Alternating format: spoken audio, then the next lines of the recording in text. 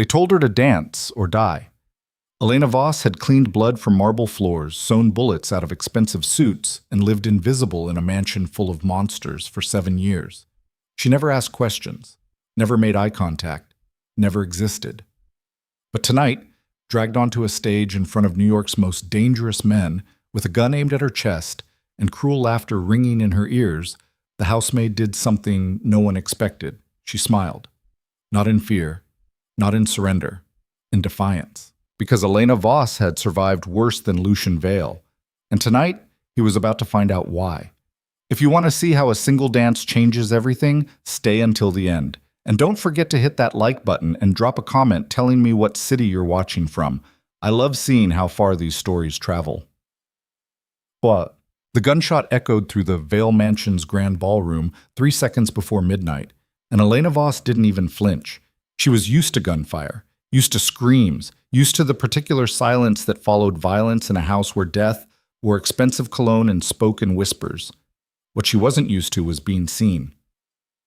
For 7 years, Elena had perfected the art of invisibility. She moved through the mansion like smoke, there when needed, gone before anyone could remember her face. She scrubbed blood from imported Italian tile. She burned clothing that carried too many questions. She kept her eyes down, her mouth shut, and her existence small enough to slip through the cracks of a world that devoured the careless. Tonight, that protection shattered like champagne crystal on marble.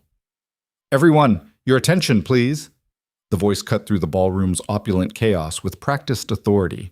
Victoria Vale stood on the raised platform at the room's center, her crimson gown catching light like fresh blood, her smile sharp enough to draw it. Lucien's younger sister, the family's beautiful nightmare. Elena pressed herself against the silk-papered wall near the servants' entrance, champagne tray balanced perfectly despite her suddenly unsteady hands. Around her, 300 of New York's most dangerous people turned toward Victoria's voice like predators scenting weakness. This was supposed to be a simple assignment: serve drinks, stay invisible, survive. "As you all know," Victoria continued, her voice carrying across the room with theatrical precision, "tonight we celebrate not just my dear brother's 35th birthday, but the Vale family's continued dominance in our particular sphere of influence." Laughter rippled through the crowd. Dark, knowing. The kind of laughter that understood exactly what sphere of influence meant when it came to the Vale Empire. Elena had seen enough in 7 years to fill a graveyard. The Vale family didn't just control territory. They owned people, politicians, judges, entire city blocks. They moved money that didn't exist through businesses that shouldn't be legal. They solved problems with bullets and buried mistakes in concrete. And Lucian Vale stood at the center of it all. Elena's gaze found him despite her best efforts not to look. He stood near the ballroom's eastern windows, silhouetted against the Manhattan skyline, surrounded by men who radiated violence like heat. Even in a room full of predators, Lucian Vale stood apart, 35 years old. 6 feet 3 inches of controlled menace wrapped in custom tailoring that probably cost more than Elena had earned in her entire life. Dark hair worn just long enough to suggest he didn't give a damn about trends. Eyes so pale they looked almost colorless. Glacier blue, someone had once called them, before Lucian had them removed from the payroll for talking too much. Elena had learned early not to meet those eyes, not to exist in his line of sight. For 7 years she'd succeeded. Tonight, her luck ran out. But before we continue the festivities, Victoria's voice dropped to a purr that made Elena's skin crawl. "I thought we might have some entertainment. Something special, something authentic." The way Victoria said authentic made it sound like a threat. Elena began backing toward the servants' entrance, but the door had been blocked by 2 of Victoria's personal security. Her stomach dropped. "You see, earlier this evening, I discovered something fascinating." Victoria gestured toward the ballroom's northern wall, where a series of paintings hung in gilded frames. "I found one of our staff standing in front of my late grandmother's portrait, the one of her dancing Swan Lake at the Mariinsky Theater before she married into this family." Elena's blood turned to ice. She'd only stopped for a moment, just one moment, drawn by the painting of a woman mid-pirouette, suspended in impossible grace. She'd been careful. She'd been quick, not quick enough. And I thought, what perfect timing. Victoria's smile widened. We have live music, we have an audience of the city's most distinguished guests, and we have, she turned, scanning the crowd, those predator eyes landing directly on Elena. We have a volunteer. No, Elena whispered, but the word disappeared into the sudden surge of interest from the crowd. Victoria's security moved before Elena could run. Two men, built like concrete walls, grabbed her arms and dragged her through the parting crowd toward the stage. The champagne tray clattered to the floor, crystals shattering, golden liquid spreading across marble like spilled secrets. Please! Elena tried to dig in her heels, but they lifted her off the ground like she weighed nothing. I wasn't. Oh, don't be modest, Victoria crooned as they deposited Elena at the stage's edge.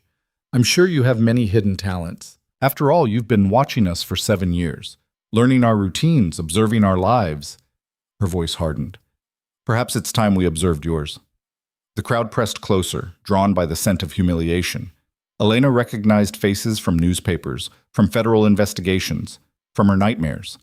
Drug distributors, money launderers, men and women who'd ordered deaths over dinner and never lost sleep. And standing at the back of the crowd, still as a statue, watching with those glacier eyes, Lucian Vale. Strip off that ridiculous uniform, Victoria commanded. Let's see what we're working with. Elena's hands shook as she fumbled with her black service dress. Underneath, she wore the only nice thing she owned, a simple slip dress in dark blue, bought from a thrift store 3 years ago and carefully maintained. It wasn't glamorous, it wasn't designed for performance. It would have to be enough. Pathetic, Victoria laughed, and the crowd echoed her amusement.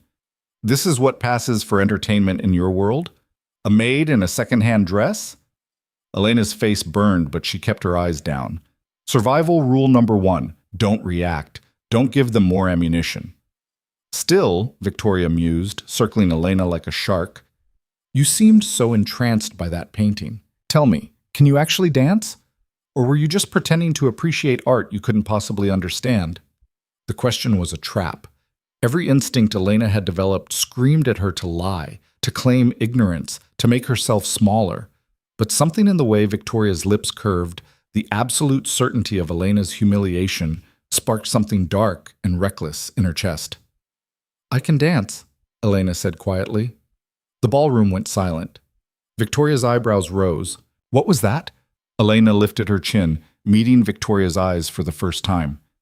I said I can dance. A ripple of surprise moved through the crowd. In 7 years, Elena Voss had never spoken above a whisper, had never looked anyone directly in the eye, had never ever challenged a veil. Victoria's smile turned cruel. Prove it. She snapped her fingers, and the 12-piece orchestra at the ballroom's far end shuffled their sheet music. The conductor, a thin man with terrified eyes, looked to Lucian for guidance. Play, Victoria commanded. A waltz. Something dramatic. But before the conductor could raise his baton, a voice cut through the room like a blade through silk. Stop! Every head turned. Lucian Vale moved through the crowd with the kind of casual authority that made armed men step aside without thinking. He crossed the room in long, measured strides until he stood at the stage's edge, looking up at Elena with an expression she couldn't read. Victoria, he said, his voice low and controlled, this has gone far enough. For a moment, Elena thought she might be saved, that the notorious Lucian Vale, despite his reputation, might possess enough humanity to stop his sister's sadistic game. Then she saw his eyes. They weren't filled with mercy. They were calculating, measuring, assessing her like a piece of property whose value had suddenly become interesting. On the contrary, Lucian said slowly, never breaking eye contact with Elena, I think this evening just became far more entertaining. But let's make it interesting. He turned to face the crowd, and Elena saw why men feared him. Despite his youth, despite the expensive tailoring and refined appearance, there was something ancient and terrible in Lucian Vale's presence, something that understood violence on a molecular level. Our housemaid claims she can dance, Lucian announced. I propose we give her the opportunity to prove it, but with stakes worthy of this audience. What kind of stakes? Someone called from the crowd. Lucian's smile was thin and cold. Simple. She dances, a full waltz, no mistakes, no hesitation, and I grant her what she asked for earlier tonight when she tried to resign her position. Her freedom, papers, money, a new life. Elena's breath caught. She'd submitted her resignation letter 3 weeks ago, placed it on the household manager's desk with shaking hands. She'd saved every penny for 7 years. She'd planned her escape down to the bus ticket. The letter had disappeared without response. She'd thought it lost. Lucian had read it. However, Lucian continued, his voice dropping to a register that made the room lean closer, if she fails, if she stumbles, if she stops, if she shows anything less than perfection. He paused, letting the silence stretch. I put a bullet in her head right here on this stage. The ballroom erupted. Some people gasped, others laughed. A few even applauded the creativity of the wager. Elena just stood frozen, her ears ringing, her heart slamming against her ribs like it was trying to escape her chest. This couldn't be happening. This couldn't be real. Lucian, darling, Victoria purred, you can't be serious. I'm always serious, Lucian replied. He reached into his jacket and pulled out a gun, sleek, black, expensive. He checked the chamber with practiced ease, then set it on the stage's edge within easy reach. Well? He looked up at Elena. Do you accept the terms? Every survival instinct Elena possessed screamed at her to refuse, to beg, to throw herself on his mercy and pray for a quick death instead of a prolonged one. But 7 years of invisible servitude had taught her something else. Lucian Vale didn't respect begging. He respected strength, control, the ability to stare into the abyss and not blink. Elena walked to the edge of the stage, her legs steadier than they had any right to be, and looked down at the man who held her life in his hands. I'll accept, she said clearly, on one condition. The crowd's murmur rose to a roar of disbelief. Victoria actually laughed out loud, but Lucian's expression didn't change. You're negotiating? You taught me, Elena replied. I've watched you for 7 years. You never accept a deal without leverage. Neither will I. Something flickered in those pale eyes. Amusement, respect, danger? Name your condition, Lucian said. Elena took a breath. When I succeed, not if, when you give me everything you promised, but you do it in front of everyone here. You write it out, you sign it, and you hand me the papers before I leave this room. No delays, no tricks, no accidents once I walk out that door. For 3 heartbeats, Lucian Vale stared at her in absolute silence. Then he smiled. It wasn't a kind smile. It was the smile of the man who just discovered a new toy and couldn't wait to see if it would break. Done, he said. He turned to the crowd. Ladies and gentlemen, we have an agreement. Conductor, you may begin when ready. The conductor's hand shook as he raised his baton. The orchestra members exchanged glances, uncertain whether they were about to accompany a performance or an execution. Elena didn't wait for them to decide. She reached down and slipped off her shoes, cheap black flats that would only slow her down, and stepped into the center of the stage in bare feet. The marble was cold. The lights were hot. 300 of the most powerful criminals in New York watched her with the focused attention of Romans waiting for lions to enter the Colosseum. And standing at the stage's edge, one hand resting casually near the loaded gun, Lucian Vale waited to see if she would dance or die. The first notes of the waltz filled the ballroom. Shostakovich, Elena recognized immediately. The second waltz. Dramatic, melancholic, perfect, or perfectly cruel. She closed her eyes and let the music sink into her bones. Let it pull memories from places she'd locked away for 7 years. Before the mansion, before the invisibility, before survival became her only purpose. Before her mother died teaching her daughter the only legacy she could leave. Elena opened her eyes and began to dance. The first step was easy. The second, natural. By the third, muscle memory older than her servitude took over, and Elena Voss stopped being a housemaid and became what she'd been born to be, a dancer. Her body moved through the space with a precision that came from thousands of hours of training, from bleeding feet and aching muscles, from a childhood spent in studios while other children played. The waltz demanded grace, but Elena gave it more than that. She gave it emotion. Each turn was a year of silence, each extension a moment of stolen dignity. Each leap was freedom deferred, and every landing was survival. The crowd's laughter died first, then the whispers. Within 30 seconds, the ballroom fell into the kind of silence usually reserved for funeral services or confessionals. They'd expected a clumsy girl in a cheap dress stumbling through basic steps. Instead, they were watching something else entirely. Something that didn't belong in their world of blood money and moral bankruptcy. They were watching art. Elena lost herself in the movement. She forgot the gun, forgot Lucian's cold assessment, forgot Victoria's cruelty and the crowd's initial mockery. There was only the music and the space and the feeling of her body doing what it was designed to do. She danced the grief of her mother's death, the fear of her first night in the mansion, the shame of scrubbing blood from floors, the rage of 7 years spent invisible. And then, as the music began to build toward its conclusion, she danced something new. Hope, the possibility of freedom, the dream of a life beyond these walls, the wild, reckless belief that she might actually survive this night. Her final turn brought her face to face with Lucian Vale, and for the first time in 7 years, Elena met his eyes deliberately, held them, challenged them. She dropped into a deep curtsy as the final note faded, her chest heaving, her hair falling around her face in disarray, every muscle in her body screaming. Perfect. The silence stretched for 3 endless seconds. Then someone began to applaud. Within moments, the entire ballroom erupted. 300 people who trafficked in violence and fear gave a standing ovation to a housemaid in a thrift store dress who'd just danced for her life. Elena rose slowly, her legs shaking, her heart still racing. She looked at Lucian, at the gun still resting on the stage's edge, at his unreadable expression. "I kept my end," she said quietly. "Now keep yours." Lucian picked up the gun, and for one terrible moment Elena thought he might shoot her anyway. That the applause had been a fever dream and she'd actually failed somehow. Instead, he tucked the weapon back into his jacket and pulled out a phone. "Marcus," he said into the receiver, never breaking eye contact with Elena. "Bring me the documents from my office, the ones I prepared this afternoon. Yes, all of them." He paused. "Now."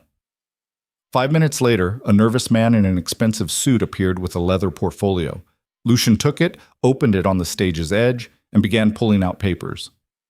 "Your freedom papers," he said, setting them down one by one. "Your new identification, 10,000 in cash. A letter of recommendation for employment." He looked up. "As agreed." Elena wanted to snatch the papers and run, but she forced herself to walk slowly to the stage's edge, to carefully review each document, to make sure they were real. They were. She picked them up with shaking hands, clutched them to her chest like a shield against the world. "Thank you," she whispered. "Don't thank me yet," Lucian replied quietly, so only she could hear. "You're not leaving this house tonight." Elena's blood turned to ice. "We had a deal, and I'm honoring it," Lucian interrupted. "Those papers are real. That money is yours. But it's past midnight, and I don't trust half the people in this room not to follow a young woman with 10,000 in cash onto the dark streets of Manhattan." His smile was thin. "Call it protective custody. You'll stay tonight as my guest, not my servant. In the morning, when the streets are safe and I can provide proper security, you're free to go wherever you want." It was logical. It even sounded almost kind. Elena didn't believe a word of it, but surrounded by 300 criminals holding papers that represented her only path to freedom, she had exactly zero leverage to argue. "One night," she said. "One night," Lucian agreed. Then louder, to the crowd. "Ladies and gentlemen, what a performance. I think we can all agree that Ms. Voss has earned her freedom. Let's toast to hidden talents and unexpected entertainment." The crowd cheered, champagne flowed. The orchestra began playing something upbeat and mindless. And in the chaos of renewed celebration, Lucian Vale leaned close to Elena and whispered something that made her blood run cold. 7 years you've been invisible in my house. 7 years you've seen things, heard things, learned things. And in all that time, I never once questioned why a woman with your talents would accept a position scrubbing floors and serving drinks. His eyes were glacial. "So here's what's going to happen. You're going to spend one night as my guest. We're going to have a conversation. And by morning, I'm going to know exactly who Elena Voss really is and why she's been hiding in my house." He straightened, his public smile returning. "Sleep well, Ms. Voss. Tomorrow, you're free. Tonight?" His smile sharpened. "Tonight, you belong to me." 2 security guards appeared at Elena's sides. Not roughly, but firmly. They escorted her off the stage, through the parting crowd, past Victoria's glittering rage, and into the mansion's private quarters. The party continued behind them, but Elena barely heard it. Her mind raced, trying to figure out what Lucian suspected, what he knew, what he might discover. Because the truth was worse than anything he could imagine. Elena Voss wasn't just a housemaid. She wasn't even Elena Voss, not really. That was the name she'd borrowed from a dead woman's gravestone 7 years ago when she needed to disappear. Her real name was Elena Kozlov. And 28 years ago, before Lucian's grandfather murdered her family and stole everything they owned to build his criminal empire, the mansion they were standing in had belonged to her father. Elena wasn't a servant hiding in Lucian Vale's house. She was an heir standing in her own stolen home. And tomorrow, when Lucian discovered the truth, one of them wasn't going to survive it. The security guards deposited her in a guest suite on the mansion's 3rd floor, a room she'd cleaned 100 times but never entered as anything other than staff. Thick carpets, silk curtains, a bed large enough to get lost in, a cage wrapped in luxury. Elena set her freedom papers on the dresser and walked to the window. Below, the party continued. Above, Manhattan's skyline glittered with the cold light of a city that devoured the weak and rewarded the ruthless. She'd survived 7 years by being invisible. Now, Lucian Vale had seen her. And in the morning, when he came for answers, Elena would have to decide: run with her freedom and abandon everything she'd worked toward, or stay and fight for the truth that had brought her here in the first place. Behind her, a soft knock at the door made her turn. Voss? A woman's voice, elderly and kind. I've brought you some tea and a change of clothes. Mr. Vale thought you might want to rest. Elena opened the door to find the household manager, Mrs. Chen, who'd hired her 7 years ago, who'd taught her the mansion's routines, who'd never once treated her as less than human. Thank you, Elena said, taking the tray. Mrs. Chen hesitated, then lowered her voice. Whatever you told him, whatever you did, be careful, child. Lucian Vale is not a man who forgives surprises. She paused. And he's not a man who lets go of things that interest him. I'll remember, Elena promised. After Mrs. Chen left, Elena sat on the edge of the expensive bed, drinking tea that tasted like jasmine and regret, and tried to figure out how to survive the next 12 hours. Outside her door, she heard footsteps. Guards, probably, making sure their guest didn't try to leave. Elena looked at her freedom papers, at the $10,000 that represented 7 years of saved pennies and deferred dreams, at the identification card with a name that wasn't really hers.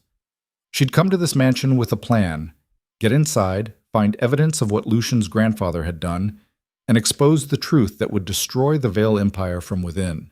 7 years, and she'd found nothing concrete enough to bring to authorities. Nothing that would survive the Vale family's lawyers and political connections.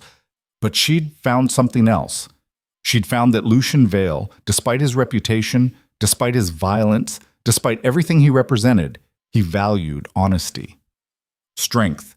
The kind of courage it took to negotiate with a gun pointed at your head. It was a weakness she could exploit, or it was the one quality that might actually save her.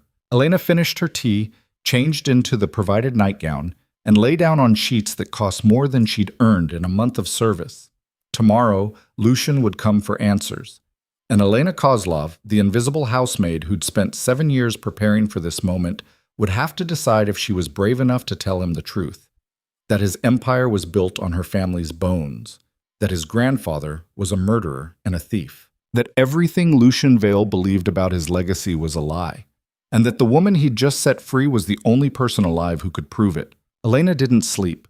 She lay in the silk-sheeted bed watching shadows move across the ceiling, listening to the party below gradually fade into silence, waiting for the inevitable knock that would signal the end of whatever fragile peace this night had granted her. Around 3 a.m, the last guests departed, their laughter and expensive cars fading into Manhattan's perpetual hum. The mansion settled into the kind of quiet that felt dangerous, the quiet before violence, before revelation, before everything changed. At 6:30, just as pale dawn light began filtering through the curtains, the knock came. Ms. Voss, Mrs. Chen's voice was soft but urgent. Mr. Vale requests your presence in the conservatory. Breakfast will be served. Requests. As if Elena had any choice. She dressed in the clothes that had been left for her. Simple black pants and a white blouse. Nothing like the uniform she'd worn for 7 years, but nothing like freedom either. Her freedom papers sat on the dresser where she'd left them, and Elena hesitated before tucking them into her waistband. If this went badly, she wanted proof of their deal within reach. The conservatory occupied the mansion's eastern wing, a glass-walled room filled with exotic plants that cost more to maintain than most people earned in a year. Elena had cleaned it weekly, carefully dusting leaves and checking soil moisture, always invisible, always efficient. Now she walked through its entrance as a guest, and the shift in perspective made her dizzy. Lucian sat at a small wrought iron table near the eastern windows, morning light cutting sharp angles across his face. He'd changed from last night's formal wear into dark pants and a white shirt with the sleeves rolled to his elbows, the kind of casual that still cost thousands but pretended not to care. A spread of breakfast foods covered the table: fresh fruit, pastries, coffee that smelled like it cost more per pound than Elena used to spend on groceries. "Sit," he said, without looking up from the newspaper he was reading. Elena sat across from him, her back straight, her hands folded in her lap. Every instinct screamed at her to stay alert, stay ready, stay alive. Lucian set down the paper and studied her with those unsettling pale eyes. In daylight, they looked even more inhuman, ice blue with gray striations, the kind of eyes that saw too much and felt too little. "Coffee?" he asked. "No, thank you." "You should eat something. We're going to have a long conversation, and I prefer my guests don't faint from hunger." "I'm not hungry." That wasn't a suggestion. Elena forced herself to take a croissant, to place it on her plate, to tear off a small piece even though her stomach was twisted too tight to accept food. Lucian poured himself coffee, black, no sugar, and leaned back in his chair. 7 years, he said quietly. "You've worked in this house for 7 years. Started when you were 21, as I recall. Mrs. Chen hired you on the recommendation of a temp agency that no longer exists." Elena's blood chilled. He'd been checking her background. "During those 7 years," Lucian continued, "you've been the model employee. Never late, never sick, never complained, never stole, never asked questions. You cleaned my office weekly and never once looked at the papers on my desk. You served dinner to men discussing murders and acted deaf. You saw bodies removed from the basement and forgot them by morning." He paused. "In fact, you were so unremarkable, so perfectly invisible, that until last night I couldn't have picked you out of a lineup." He leaned forward, and Elena saw the predator beneath the civilized veneer. "So explain to me, Elena Voss, if that's even your real name, how a woman invisible enough to survive 7 years in my house is also trained well enough to dance like that." The question hung between them like a blade.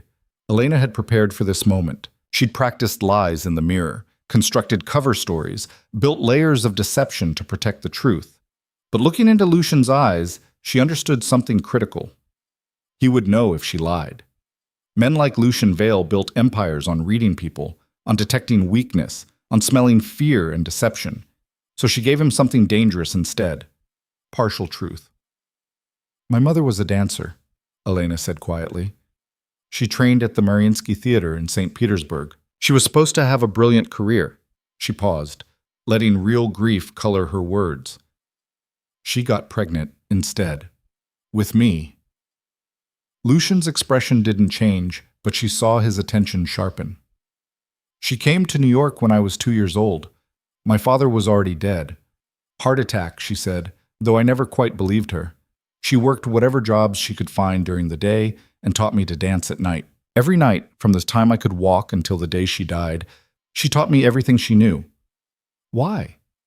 "Because it was the only legacy she had to give me. Because in her world, before she lost everything, dance meant something: beauty, discipline, truth." Elena met his eyes. She wanted me to have at least one true thing in a world that had taken everything else from her. "When did she die?" 7 years ago. Cancer. Fast and brutal. She lasted 3 months after diagnosis." Elena's voice stayed steady despite the memories clawing at her throat. "She died with nothing. No insurance, no savings, medical bills that buried me so deep I couldn't see daylight.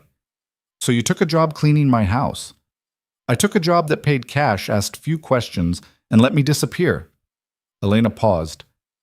"I needed to disappear. From what? This was the delicate part. The place where truth and fiction had to blend seamlessly enough to satisfy his curiosity without revealing everything. From people who thought I knew things about my mother's past. People who thought she'd told me secrets before she died.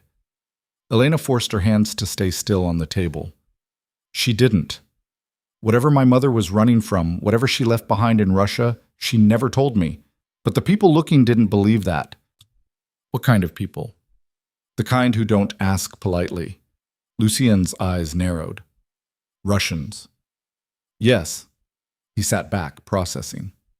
Elena could see him fitting pieces together, constructing a narrative that made sense. A Russian immigrant dancer fleeing a dangerous past, a daughter left alone and vulnerable, a desperate need to vanish into the background of a world where people knew how to keep secrets. It was close enough to the truth to be believable, far enough from reality to protect her. You should have told me, Lucien said finally. Elena almost laughed. Told you what? That I was hiding from Russian criminals? That would have gotten me killed faster than stealing from your office. You don't harbor loose ends, Mr. Vale. You don't protect people who bring problems to your door. You don't know what I do. I've cleaned your house for 7 years. I know exactly what you do. The words came out sharper than she'd intended, and for a moment Elena thought she'd miscalculated. But instead of anger, she saw something else flicker across Lucien's face. Respect. Fair enough, he said quietly. He poured more coffee, and Elena noticed his hands, scarred knuckles, a thin white line across his left palm, hands that had built an empire and destroyed anyone who threatened it. The Russians who were looking for you, are they still a problem? I don't know. I've been invisible for 7 years. Either they gave up or they're still looking. Either way, after last night, I can't stay invisible anymore.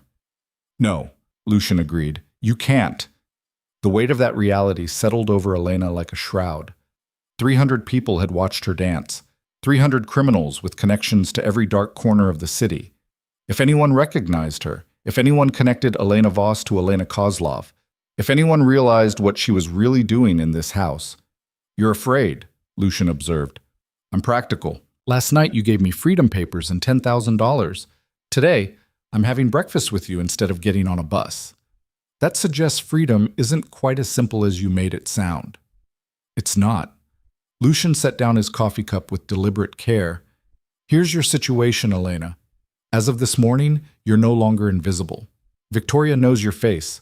So do 300 other people, half of whom would kill you for entertainment if they thought it wouldn't inconvenience me. You can't go back to being a housemaid. You can't vanish again. Not easily. Not with your face fresh in everyone's memory. So what are you suggesting? I'm suggesting you stay. Elena's heart stopped. Not as a servant, Lucien continued. As my guest, under my protection. In exchange, you help me with something I need. Which is? He stood, walking to the conservatory's eastern windows, looking out over the gardens that had once belonged to her family. Victoria is becoming a problem. Last night's little performance wasn't about entertainment. It was about power. She's testing boundaries, seeing how far she can push me, how much control she can seize while I'm distracted with business. You think she's planning a move against you? I know she is. He turned back to Elena. I need someone who can move through this house unseen, who knows its rhythms, who people have already forgotten exists. I need someone watching Victoria, reporting her meetings, tracking her allies. His pale eyes locked onto Elena's. I need the invisible housemaid back, but this time, working for me directly. It was almost perfect. Elena could stay in the house, could continue searching for the evidence she needed, could move freely under the protection of the man she was planning to destroy. Almost too perfect. Why me? She asked. You have security. You have people trained for this. Because Victoria knows my security. She's probably bought half of them. But you? Lucien's smile was thin. You spent 7 years being so unremarkable that even I didn't notice you. That's a talent worth exploiting. And if I refuse? Then I give you your freedom papers, your money, and my best wishes. You walk out that door, and whatever happens to you in the next 48 hours when Victoria's people start asking questions about the mysterious dancing housemaid who knows too much about this family's routines. He shrugged. That's not my problem anymore. Elena's hands clenched under the table. It wasn't a threat exactly. It was a statement of fact. The moment she walked out of this house, she became a liability that Victoria would eliminate without hesitation. How long? She asked. Until I've dealt with Victoria. A month. Maybe 2. And then I'm free? Actually free? No more conditions, no more deals? You have my word. Lucian Vale's word. Worth everything or nothing, depending on which stories you believed. Elena stood, walking to the windows, looking out at the gardens that had once been her playground before they became her prison. She could feel Lucian watching her, measuring her response, calculating whether she'd accept or run. The smart move was to refuse, to take the money and disappear, to abandon 7 years of planning and start over somewhere new. But Elena hadn't spent 7 years cleaning floors to walk away now. I'll need access, she said quietly, to the whole house. No restrictions. If I'm watching Victoria, I need to move freely. Done. And information. If you want accurate reports, I need to know what I'm looking for, who her allies are, what business interests might motivate her. I'll provide what I can. One more thing. Elena turned to face him. When this is over, when you've dealt with Victoria and I've helped you, I want answers about this house, about your grandfather, about how this empire was really built. Lucian's expression went very still. Why? Because in 7 years of cleaning your house, I found things. Old documents, photographs, letters. Nothing concrete enough to matter, but enough to make me curious. Enough to make me wonder if the Vale Empire's official history is as clean as it claims. It was a calculated risk, showing this much curiosity. But if Lucian thought she was motivated by simple inquisitiveness rather than personal vendetta, he might let his guard down. Everyone has secrets, Lucian said carefully. Mine more than most. What makes you think I'd share them? Because you're not stupid. You know that anyone paying attention can see the cracks in your family's story. Better to control the narrative by sharing it with someone who's already proven she can keep secrets. Elena paused. I've spent 7 years knowing things that could have gotten me killed. I never told anyone. That's worth something. For a long moment, Lucian studied her in silence. Then, slowly, he smiled. You're not what I expected, Elena Voss. Neither are you, Mr. Vale. If we're going to work together, you should call me Lucian. I'll stick with Mr. Vale. It reminds us both what this relationship actually is. His smile widened. Smart. Mrs. Chen will move your things to a proper guest suite on the 2nd floor. You'll have complete access to the house except my private office and the basement levels. If Victoria or anyone else questions your presence, you're my personal assistant. You're researching family history for a project I'm developing. What kind of project? I'll think of something convincing. In the meantime, I need you to start immediately. Victoria has a meeting this afternoon with someone I don't recognize. I want to know who they are and what they're discussing. Where's the meeting? The West Library, 3 o'clock. She thinks I'm in the city all day. Lucian pulled out his phone and typed something quickly. I'm sending you a secure number. Anything you discover, you report directly to me. No one else. Understood? Elena's phone buzzed with the incoming message. Understood. Good. Now finish your breakfast. You're going to need your strength. He left her alone in the conservatory with coffee going cold and pastries she couldn't eat, her mind already racing through the implications of what she'd just agreed to. She'd bought herself more time in the house, more access to search for evidence, more opportunity to find the proof that would destroy Lucian's empire from within. But she'd also put herself directly in his line of sight. No more invisibility, no more safety in obscurity. Elena looked down at her hands, dancer's hands, her mother used to call them, long-fingered and elegant despite years of scrubbing floors. They were shaking. She forced them still and went to prepare for her new role. The 2nd floor guest suite Mrs. Chen had prepared was larger than the apartment Elena had shared with her mother. Floor-to-ceiling windows overlooked the eastern gardens, a king-size bed with silk sheets, an attached bathroom with marble everything, a walk-in closet that Mrs. Chen was already filling with clothes. Mr. Vale sent these, the older woman explained, hanging up dresses and blouses. He said your wardrobe should match your new position. Elena recognized the labels. Designers she'd only seen in magazines. Each piece probably cost more than she'd made in a month of service. Mrs. Chen, Elena said quietly. Did you know? When you hired me 7 years ago, did you know I was lying?" The older woman paused, a silk blouse in her hands, and turned to face Elena with an expression of infinite weariness. "Child, everyone in this house is lying about something. I stopped asking questions a long time ago." She folded the blouse carefully. "But I will tell you this. In 30 years of working for the Vale family, I've seen a lot of people try to use them, manipulate them, or destroy them. I've never seen any of them survive it. Is that a warning? It's a fact. Whatever you're really doing here, whatever you think you're going to accomplish," Mrs. Chen met Elena's eyes with surprising strength. "Make sure it's worth dying for. Because that's how this story ends for most people foolish enough to play games with Lucian Vale." She finished hanging the clothes and left Elena alone with expensive fabric and dire warnings. At 2:45, Elena positioned herself in a rarely used parlor adjacent to the West Library. The room's connecting door had been locked for years, but the original house had been built with servants' passages, narrow corridors hidden behind walls that let staff move unseen through the mansion. Elena had discovered them in her first month of service. She'd used them occasionally to avoid Victoria or drunk guests. Now she used one to slip into the wall space behind the library, where gaps in the old woodwork let sound travel. At precisely 3 o'clock, Victoria's voice echoed through the library. "Thank you for coming. I know the short notice was inconvenient." A man's voice responded, accented and careful.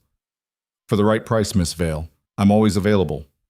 Elena pressed her eye to a crack in the woodwork. Through the narrow gap, she could see Victoria sitting in a leather chair near the fireplace, her blonde hair perfect, her expression calculating.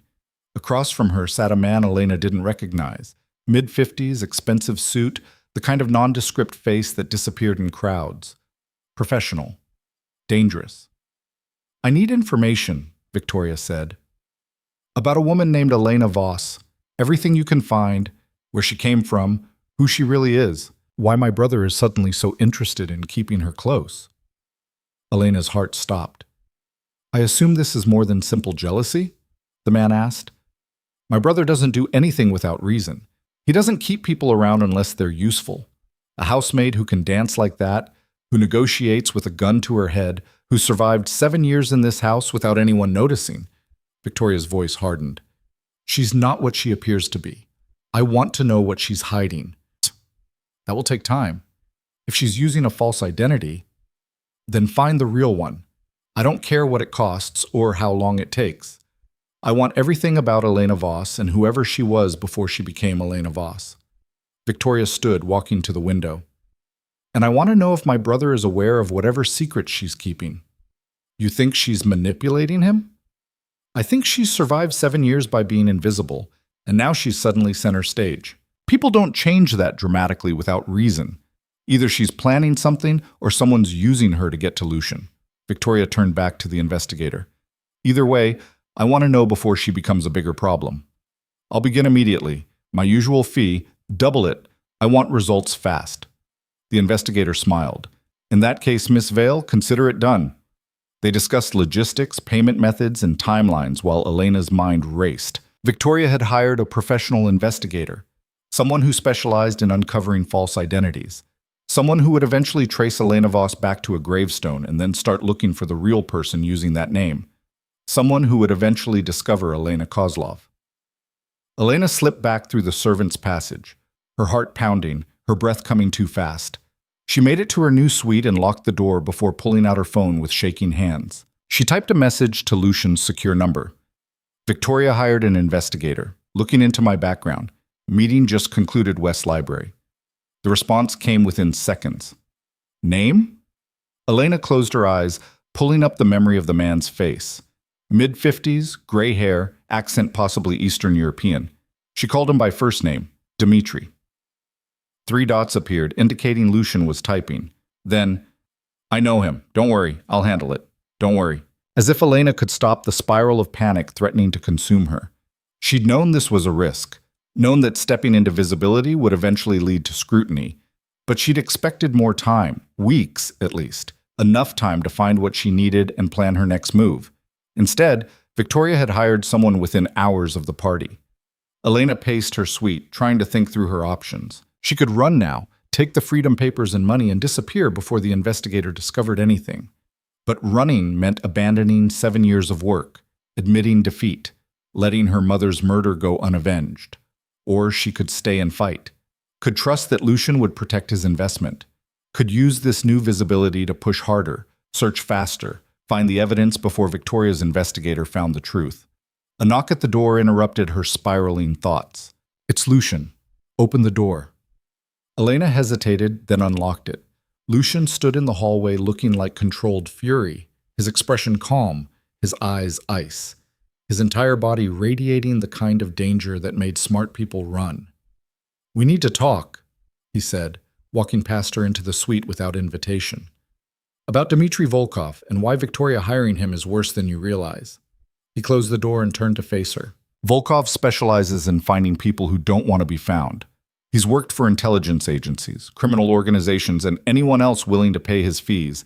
He's very, very good at what he does." Lucian's voice stayed level. "Which means if there's anything in your past, anything at all, that contradicts the story you told me this morning, now would be the time to share it." Elena's mouth went dry. "Because if Volkov discovers you've been lying to me," Lucian continued quietly, "and Victoria brings me that information before I know the truth myself." He left the sentence unfinished, but the implication was clear. He would kill her himself. Elena stood at a crossroads. Tell Lucian the truth now and risk everything, or maintain the lie and hope she could find her evidence before Volkov uncovered her real identity. But looking into Lucian's eyes, she understood something critical. This wasn't a man who tolerated deception. This wasn't someone she could manipulate or fool. If she wanted any chance of survival, she needed to give him truth. Not all of it, but enough. "My name is Elena Kozlov," she said quietly. "My mother was Elena Voss. That part was true. But my father wasn't some random Russian who died of a heart attack." Lucian went very still. "His name was Alexei Kozlov. He owned this house before your grandfather bought it 28 years ago. Or rather," Elena met his eyes, "before your grandfather murdered my father and stole it." The silence that followed was so complete Elena could hear her own heartbeat. Then Lucian spoke, his voice deadly calm. "Explain, now, everything." Elena had imagined this moment 1,000 times. In every version, she'd been armed with evidence, backed by lawyers, protected by distance and preparation. She'd never once imagined standing alone in a locked room with Lucian Vale while confessing that his entire legacy was built on her family's murder. But there was no going back now. "My father came to New York in 1995, Elena began, her voice steadier than she felt. "He was a Russian oligarch who saw the Soviet collapse coming and got out early with his fortune intact. Smart money, legitimate businesses, no ties to organized crime. He bought this mansion, established import companies, invested in real estate." She paused. "He was building something clean." Lucian hadn't moved, hadn't blinked. He stood between Elena and the door like a statue carved from ice and rage. "In 1998, your grandfather approached my father with a business proposition, a partnership. Your grandfather had connections my father needed, political access, union cooperation, dock space for shipping. In exchange, my father had capital and legitimacy. On paper, it was perfect."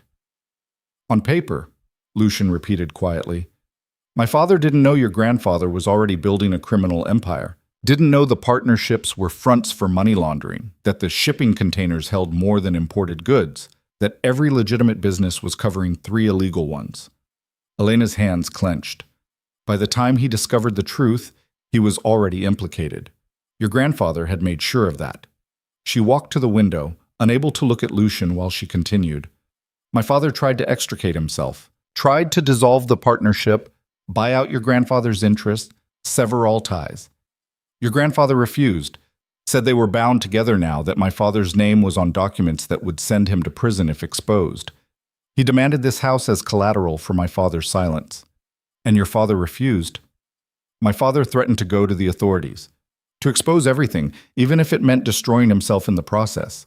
Elena's voice cracked. 3 days later, he was dead, officially ruled a heart attack. He was 42 years old, perfectly healthy, and he died in his study in this house while my mother and I were sleeping upstairs. The silence stretched like broken glass. My mother knew, Elena continued.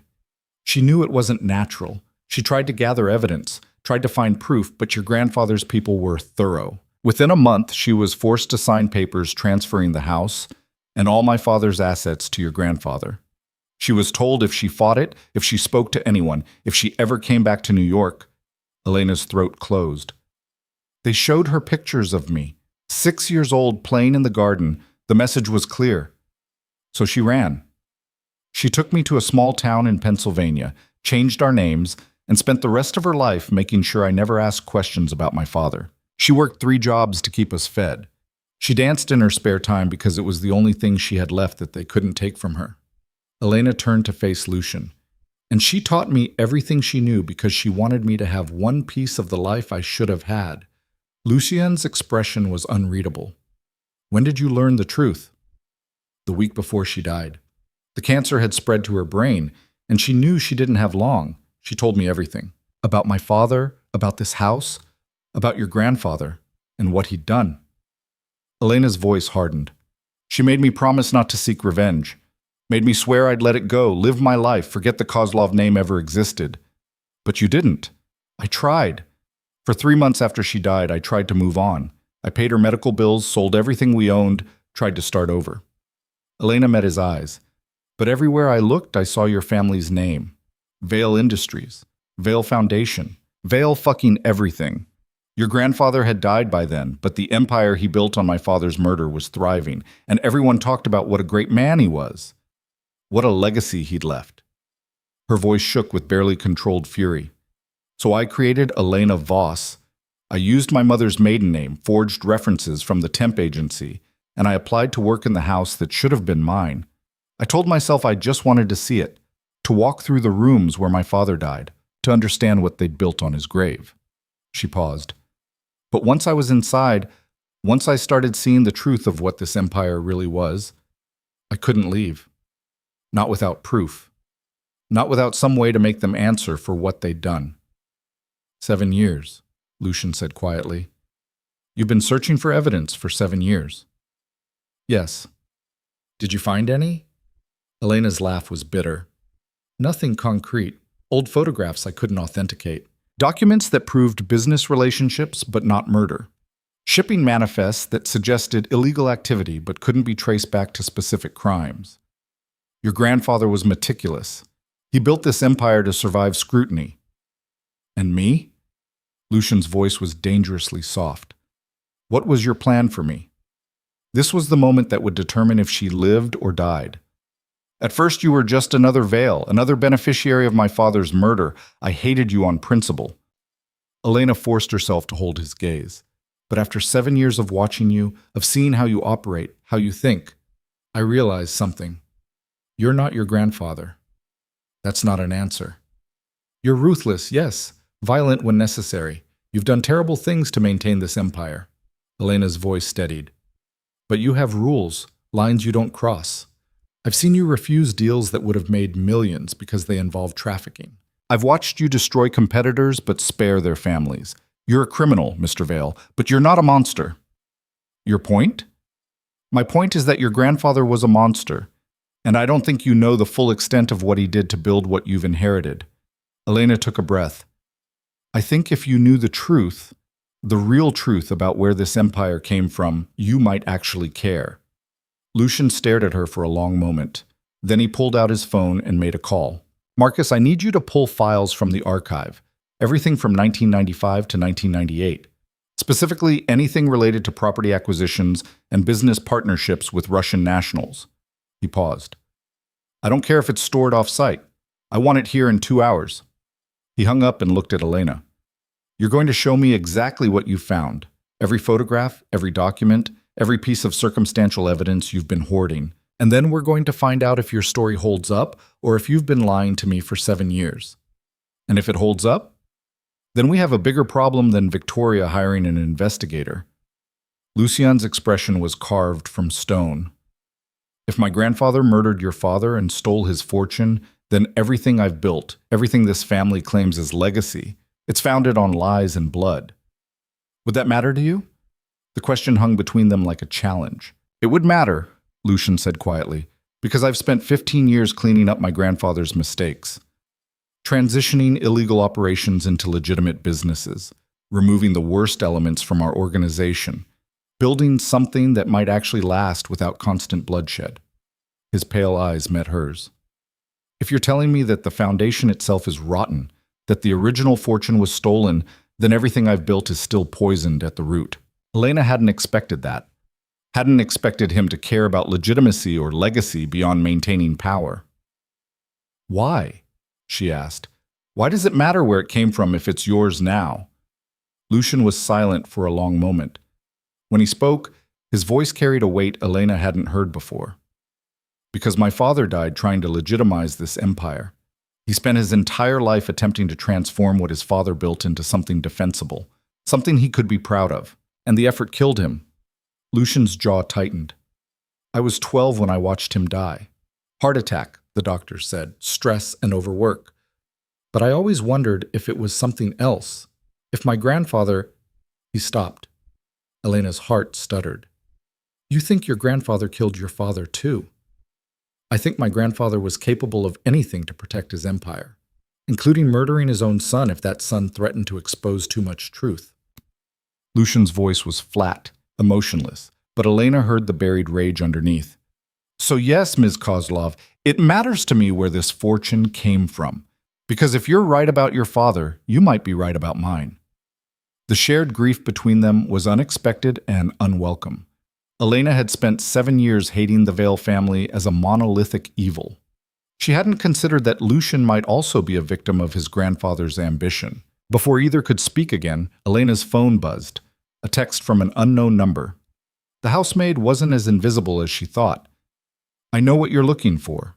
4th floor, eastern storage room, behind the false wall. You have 1 hour before I tell Victoria. Prove you deserve those secrets. Elena showed Lucian the message, her hands shaking. Who sent this? He demanded. I don't know, but they know I've been searching. They know about the storage room. Elena looked up at him. Did you know there was a false wall on the 4th floor? No. Lucian was already moving toward the door. But we're going to find out what's behind it. They took the servants' stairs to avoid Victoria's people, moving quickly through the mansion's forgotten spaces. The 4th floor had been servants' quarters once, before the staff was reduced and consolidated. Now it was mostly storage, old furniture, archived files, the detritus of a family too wealthy to throw anything away. The eastern storage room was locked, but Lucian had keys to every door in the house. Inside, boxes were stacked floor to ceiling, covered in dust thick enough to write in. Where? Lucian asked. Elena studied the room, looking for inconsistencies. There. The eastern wall was 6 inches shallower than it should be based on the room's exterior dimensions. She began pulling boxes away from the wall, Lucian helping despite his expensive clothes. Within minutes, they'd cleared enough space to reveal the wall's edge, and Elena saw it, a seam in the wood paneling, barely visible, that suggested a door. Lucian found the mechanism, a small depression that, when pressed, caused a section of wall to swing inward on hidden hinges. Behind it was a small room, maybe 6 feet by 8, completely empty except for a single metal filing cabinet. Someone went to a lot of trouble to hide this, Lucian observed. Elena approached the cabinet with shaking hands. It wasn't locked. The drawer slid open smoothly, revealing files organized with meticulous care. The first folder she pulled out was labeled Kozlov Partnership 1995 to 1998. Inside were contracts, financial statements, business proposals, everything documenting the partnership between Alexei Kozlov and Lucian's grandfather. But that wasn't what made Elena's breath catch. Underneath the legitimate documents were others, handwritten notes detailing how to implicate Kozlov in illegal activities, forged customs documents showing Kozlov signing off on smuggled goods, bank transfers made to look like Kozlov was laundering money. He was framing your father, Lucian said quietly, reading over Elena's shoulder, building a case against him before your father even knew there was a problem. Insurance, Elena whispered. So if my father tried to expose him, my grandfather could claim my father was the real criminal. The next folder was worse. It was labeled Kozlov Termination and contained medical records, correspondence with a doctor whose name Elena didn't recognize, and a receipt for something called Compound 47, Tasteless, undetectable, cardiac event within 72 hours. Poison. Documentary proof that Alexei Kozlov had been murdered. Elena's hands shook so badly she nearly dropped the file. Lucian took it from her gently, his face carved from ice as he read through the documents. "This would have been enough," he said finally. "If your mother had found this, if she'd gone to the authorities with this evidence, she would have proven my father was murdered, and your grandfather would have gone to prison." Elena's voice broke. She didn't know. She thought there was no proof. She ran because she thought fighting was hopeless. The third folder made Elena's blood turn to ice. It was labeled Insurance Final Protocol and contained a single document dated 6 months after her father's death. It was an order written in Lucian's grandfather's hand, detailing arrangements for permanent removal of loose end E. Kozlov, daughter, if necessary. A kill order for a 6-year-old child. "He was going to murder me," Elena whispered. "If my mother hadn't disappeared, if she'd caused any problems." Lucian's hands clenched on the folder hard enough to crumple the edges. This is why she ran. This is why she spent 20 years hiding. Elena pulled out the last folder with numb fingers. This one was labeled Vale Succession Concerns and dated from 8 years ago, the year Lucian's father had died. Inside were more notes in that same meticulous handwriting, details about how Lucian's father was becoming a liability, how his efforts to legitimize the business were threatening operational security, how permanent solution may become necessary to protect legacy. And at the bottom, another receipt, another doctor, another compound. Lucian went very, very still. "He killed my father," he said, his voice empty of emotion. "My own grandfather murdered my father because he was trying to make the business legitimate." Elena watched something fundamental break behind Lucian's eyes. He'd suspected, maybe even believed on some level, but suspicion wasn't the same as proof, wasn't the same as holding evidence of your grandfather's ultimate betrayal in your hands. "I'm sorry," Elena said quietly, and meant it. Lucian's laugh was harsh and broken. "You're sorry? Your father was murdered. Your childhood was stolen. You've spent 7 years living in the house where it happened, searching for this evidence, and you're apologizing to me? Because I know what this feels like. Learning that the foundation of your entire life is built on murder and lies." Elena's throat closed. "I know how much it hurts." They stood in the hidden room, surrounded by proof of their grandfather's sins, two people who should have been enemies, united by shared grief and stolen legacies. Then Lucien's phone rang. He answered it, listened for 10 seconds, and his expression went from grief to rage so fast Elena stepped back. "When?" he demanded. "How many?" A pause. "Lock down the house. No one in or out. Find Victoria and bring her to my office. Now." He hung up and looked at Elena with eyes like winter storms. "Victoria's made her move. She's called an emergency board meeting for tomorrow morning. She's planning to present evidence that I've been compromised, that I'm keeping a Russian agent in the house, that I'm unfit to lead the family." His voice was deadly calm. "She's going to try to take control of the empire." "How does she even know?" "Someone told her. Someone who knew you were here, knew your background, knew enough to make you sound like a threat." Lucian's jaw clenched. "Someone who's been feeding her information all along." Elena's mind raced. The text message. Whoever sent it knew about this room, knew what we'd find. They wanted us to discover this evidence at the exact moment Victoria was making her move. Which means they've been playing both sides, helping you search while reporting to Victoria, keeping us both in play until they were ready to make their move. Lucian pulled out his phone, scrolling through security feeds. "Mrs. Chen, she's been here longer than anyone. She has access to everything, and she's the only one who could have known about this hidden room." "No," Elena said immediately.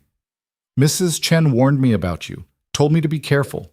If she was working for Victoria, then warning you makes perfect sense. It builds trust, makes you confide in her, lets her gather information while appearing to be on your side."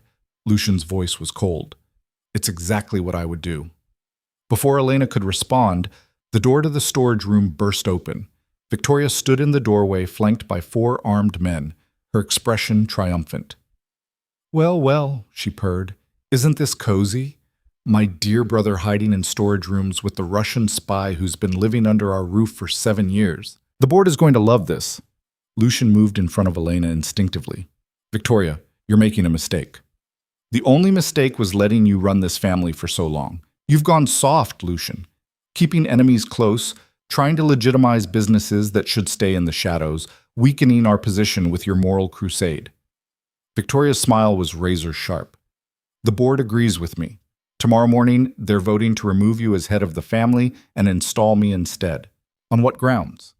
Compromised judgment, harboring a known threat, risking family security for personal interest. Victoria gestured to Elena. She's been lying to you from the beginning. Her real name is Elena Kozlov. Her father tried to steal from our grandfather 28 years ago and died for his trouble. She's been in this house for 7 years searching for evidence to destroy us. I know who she is, Lucian said calmly. I've known since this morning. Victoria's smile faltered. You... what? I know exactly who Elena Kozlov is. I know why she's here. And I know what she's been searching for. Lucian's voice was ice. I also know that everything you just said about her father is a lie. He held up the folders from the hidden room.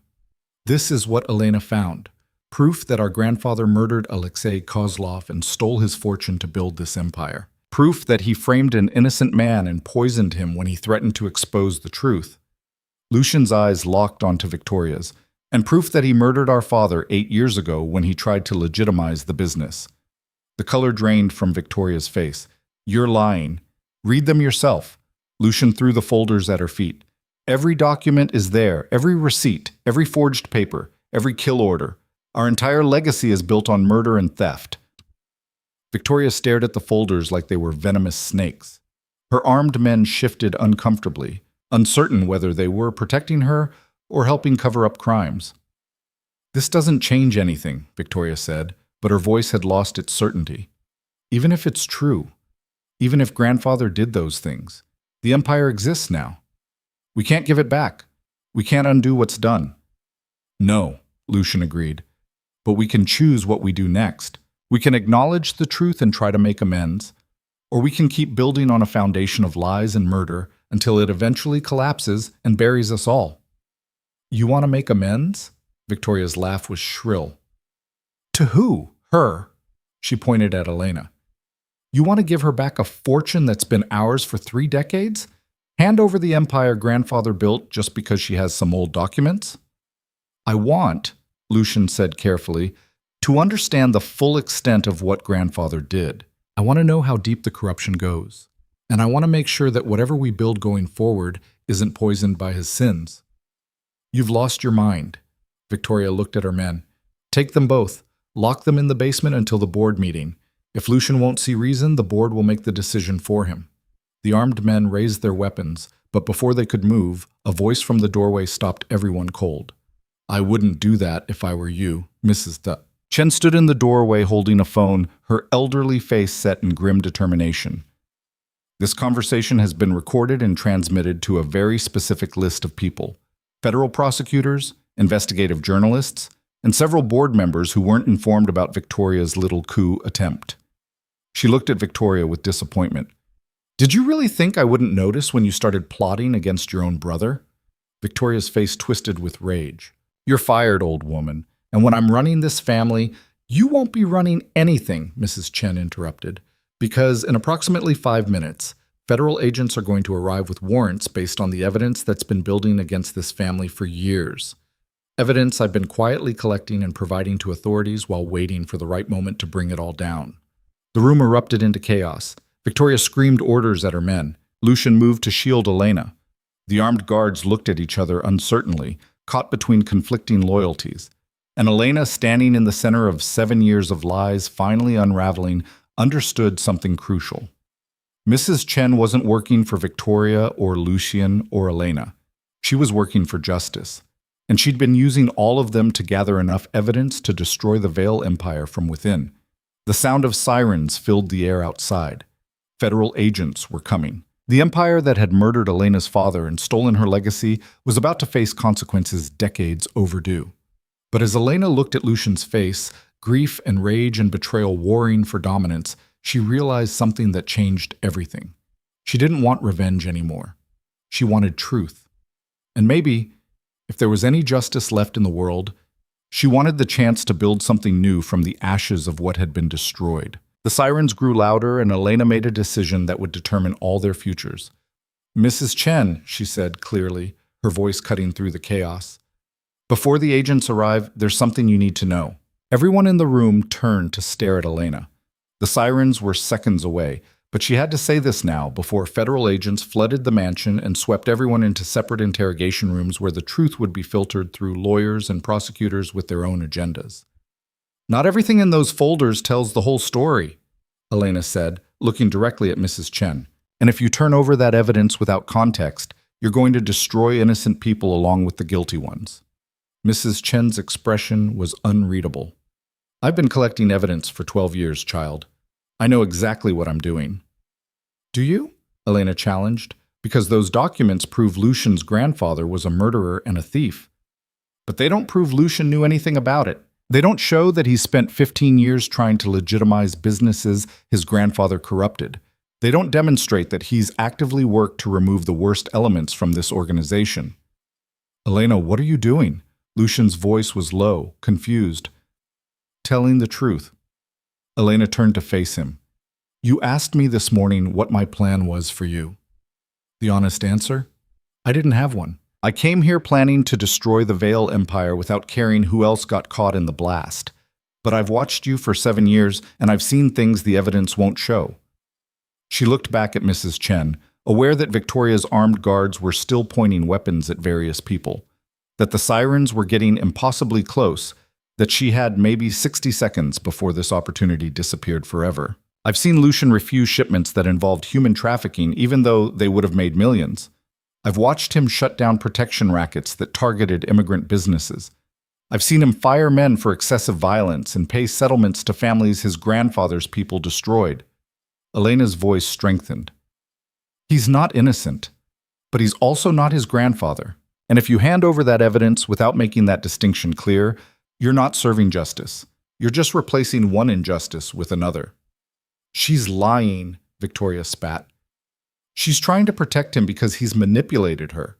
I'm trying, Elena interrupted coldly, to make sure that when this empire falls, the right people pay for the right crimes. Your grandfather murdered my father. That's a fact. But Lucian wasn't even born yet. You want to punish him for that? Fine. But do it with the truth, not with evidence that makes him look complicit in crimes he didn't commit. The sound of car doors slamming echoed from outside. Federal agents were in the driveway. Mrs. Chen's phone buzzed with an incoming call that she ignored. "Why are you protecting him?" Mrs. Chen asked quietly. "After everything his family took from you?" Elena met Lucian's eyes across the room, seeing shock and something else, something that looked almost like gratitude. "Because my mother spent 20 years running from the truth. She died believing that fighting was hopeless, that justice was impossible, that the Vale Empire was untouchable." Elena's voice cracked. "I don't want to prove her right by burning everything down without caring who deserves to burn and who doesn't." Heavy footsteps sounded on the stairs, male voices calling out federal agent identifications. They were out of time. Mrs. Chen looked at Elena for a long moment, then at Lucian, then at the folders scattered on the floor. "I've worked in this house for 30 years, she said softly. "I've seen 3 generations of Vales. I watched Lucian's grandfather build an empire on blood. I watched his father try to redeem it and die in the attempt. And I've watched Lucian struggle with a legacy he never asked for and doesn't fully understand." She paused. "You're right, the evidence doesn't tell the whole story, but neither does protecting him from consequences." "I'm not asking you to protect him," Elena said. "I'm asking you to be precise about what he's guilty of. Let the law decide if leading a criminal enterprise is enough to convict him. But don't let them think he murdered my father or his own. Don't let the prosecutors lump him in with his grandfather's sins just because it makes their case easier." Federal agents burst through the door, weapons drawn, voices overlapping in a chaos of commands. "Everyone raise your hands. Nobody move. This is a federal operation." In the confusion, Lucian moved close enough to Elena to whisper, "Why?" She didn't have a good answer. Didn't know if it was because somewhere in 7 years of watching him, she'd started to believe he deserved a chance at redemption, or if it was because she recognized in him the same thing she saw in herself, someone trying to escape the gravity of sins they inherited but didn't commit. Because someone should know the difference between justice and revenge, she whispered back. And I'm tired of letting my father's murder define every choice I make. Then the agent separated them, and the next 6 hours dissolved into a blur of interrogation rooms, lawyers appearing from nowhere, questions asked and re-asked until Elena's voice went hoarse from repetition. She told them everything. About her real identity, about her father's murder, about the evidence in the hidden room. She gave them dates and names and details that she'd memorized over 7 years of invisible servitude. She watched federal prosecutors' eyes light up as they realized the scope of what she was handing them, a criminal empire's entire foundation laid bare, documented, provable. But she also made the distinction clear. She separated what Lucian's grandfather had done from what Lucian had inherited. She detailed the legitimate businesses, the terminated criminal operations, the gradual transition away from the worst excesses of the original empire. "So you're saying Lucian Vale is innocent?" the lead prosecutor asked, his skepticism obvious. "I'm saying he's guilty of running a criminal organization that still has illegal operations. But he didn't murder anyone. He didn't steal my father's fortune. And he's been actively working to legitimize what he inherited, even if that work is incomplete." Elena met the prosecutor's eyes. "Charge him with what he's actually done. Don't make him answer for his grandfather's murders just because it's convenient." The prosecutor wasn't happy, but he noted her distinction. In a different room, Victoria was apparently singing like a canary, offering up every illegal operation she could remember in exchange for immunity. Mrs. Chen was providing documentation that corroborated everything Elena had said and more. Years of careful record-keeping, copies of financial documents, testimony about operations she'd witnessed. The Vale Empire was imploding in real time. Around midnight, an exhausted lawyer informed Elena that she was free to go. No charges would be filed against her. She was a witness, a victim, and potentially an heir to assets that had been illegally seized. The legal battles over the estate would take years, but she had a legitimate claim. "What about Lucian?" Elena asked. The lawyer's expression was carefully neutral. "Mr. Vale has been arrested and charged with multiple counts of racketeering, money laundering, and conspiracy. He'll be arraigned tomorrow morning. Bail will likely be denied given flight risk and the severity of charges." Elena's stomach dropped. "Can I see him?" "That's not advisable. You're a witness in the case against him. Any contact could be seen as attempting to influence testimony or coordinate stories." "I don't care about advisable. Can I see him? Yes or no?" The lawyer sighed. 5 minutes. That's all I can arrange." They put her in a conference room at the federal building and left her alone with her thoughts. Elena stared at her reflection in the mirrored glass, wondering if there were agents behind it watching, wondering what they saw when they looked at her. Victim? Conspirator? The woman who'd brought down one of New York's most powerful crime families, or the daughter still seeking revenge for a father she barely remembered? The door opened. Lucian entered flanked by 2 federal marshals, his hands cuffed in front of him, still wearing the clothes from this morning that were now rumpled and stained with dust from the storage room. He looked exhausted, hollowed out, like someone who'd lost everything and was still processing the scope of the disaster. The marshals positioned themselves by the door but didn't leave. 5 minutes, one of them reminded them. Lucian sat down across from Elena and studied her with those pale eyes that had terrified her once, and now just looked tired. "You didn't have to do that," he said finally. "Distinguish between me and my grandfather. You could have let them lump us together. Would have been easier." "Easier isn't the same as right." "Right." His laugh was bitter. "I've been running a criminal empire for 15 years, Elena. I've ordered violence, sanctioned theft, corrupted officials. The fact that I didn't personally murder anyone doesn't make me a good person." "I know, but it makes you different from the person who murdered my father. That distinction matters to me." Lucian leaned back in his chair, studying her like she was a puzzle he couldn't solve. "What happens now? For you, I mean. After all this?" Elena hadn't let herself think about it, hadn't looked beyond the immediate crisis of federal agents and collapsing empires. "I don't know. The lawyers say I have a claim to my father's estate, but that'll take years to resolve. In the meantime, I'm unemployed, homeless, and the only skills on my resume are cleaning bloodstains and pretending not to exist. She paused. But I'm free. Actually free. For the first time since my mother ran away with me 28 years ago. The house, Lucian said suddenly. The mansion. If your claim is legitimate, if the lawyers can prove it was illegally seized, it should go back to you, or at least you should receive fair compensation for its value. I don't want it. The words surprised Elena even as she said them. That house has been a prison for everyone who lived in it. Your grandfather imprisoned my family with murder and theft. Then he imprisoned your father with expectations and corruption. Then you with a legacy you never chose. And me with an obsession I couldn't escape. She shook her head. If I ever get legal control, I'll sell it. Use the money for something that actually helps people instead of just trading one form of captivity for another. Something shifted in Lucian's expression. You really don't want revenge. I wanted the truth. I got it. Everything else is just noise. Elena paused. What about you? What happens to you? Best case scenario? I take a plea deal. Provide testimony against everyone else involved in the organization. Give the prosecutors everything they need to dismantle what's left of the empire. In exchange, maybe I get 20 years instead of life. His smile was thin. Worst case?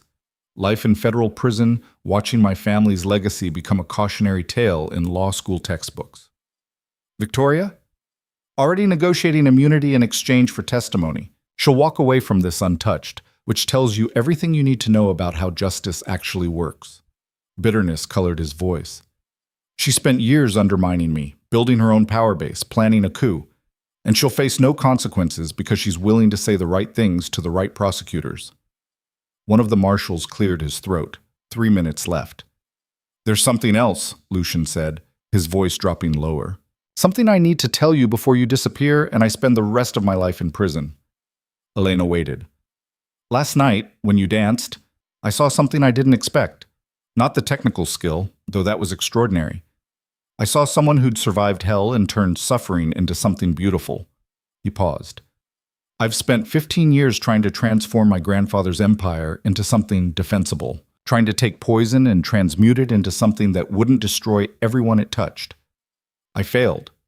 But watching you dance, I understood for the first time what that kind of transformation actually looks like. Lucian, let me finish. Please. He leaned forward, and Elena saw something raw in his eyes. You spent 7 years in my house searching for evidence to destroy me. You had every right, every justification. And when you finally found proof that could have buried me forever, you chose to tell the truth instead. Not a convenient truth. Not a truth that served your revenge. Just truth. I don't understand what you're saying. I'm saying that you're a better person than I ever learned to be. You had the chance to become exactly what my grandfather was. Someone who uses pain as justification for cruelty, who turns suffering into a weapon, who destroys without caring about collateral damage. And you refused. His voice roughened. You chose something harder. You chose to separate guilt from innocence, even when it would have been easier to paint everyone with the same brush. That takes strength I don't have. Elena's throat closed. You're giving me too much credit. I just told the truth. You told the truth even though it meant protecting me. That's not nothing. Lucian's hands clenched in the cuffs. If things were different, if I wasn't going to prison, if this empire wasn't imploding, if we'd met in any other context. He stopped. Never mind. That's fantasy. This is reality. 1 minute, the marshal said. What about your mother? Elena asked, suddenly remembering. Your mother must be devastated. Pain flickered across Lucian's face. She's known for years that this was coming, that the empire couldn't last forever, that eventually the sins would catch up. He paused. She loved my father. Whatever he did, whatever compromises he made, she loved him. And she's always believed my grandfather murdered him, even without proof. Learning she was right will break her heart all over again. I'm sorry, Elena said, meaning it. Don't apologize for my family's sins. You've already been more generous than we deserved. Lucian stood as the marshals moved to escort him out. Elena, one last thing. Yes? Whatever you build with your freedom, make it count. Make it something that would have made your parents proud. Don't waste it on bitterness or grief or anything that keeps you tethered to the past. His smile was sad. One of us should get to escape this. Let it be you. Then the marshals took him away, and Elena was alone in the conference room with the ghost of a conversation that felt like goodbye. She left the federal building at 2 in the morning to find Mrs. Chen waiting outside in an old sedan. "I thought you might need a ride," the older woman said. "Unless you have somewhere else to be?" Elena didn't. She climbed into the passenger seat, and Mrs. Chen drove through Manhattan's empty streets without asking where they were going. "You surprised me tonight," Mrs. Chen said finally. "I thought you'd want Lucian to suffer, to pay for everything his family took from you." "I did want that. For 7 years, that's all I wanted." Elena stared out the window at the city lights. "But somewhere between planning revenge and actually achieving it, I realized I didn't want to become the kind of person who destroys without distinction. My father wouldn't have wanted that, and my mother ran away specifically to prevent it. So what do you want now?" Elena considered the question. What did she want? The truth was out. The empire was falling. Justice was being served, however imperfectly. But none of that filled the hollow space where her obsession had lived for 7 years. "I want to dance again," she said slowly. "Not for survival. Not because someone's holding a gun to my head. Just because it's beautiful and true, and it's the one thing they couldn't take from me." She paused. "My mother used to say dance was the only honest language she knew. I think I finally understand what she meant." Mrs. Chen was quiet for a long moment. Then she said, "I have something for you." She pulled over near Central Park and retrieved a manila envelope from the glove compartment. "I've been holding on to this for 7 years, waiting for the right moment to give it to you." Elena opened the envelope with shaking hands. Inside was a letter in her mother's handwriting, dated 1 week before she died.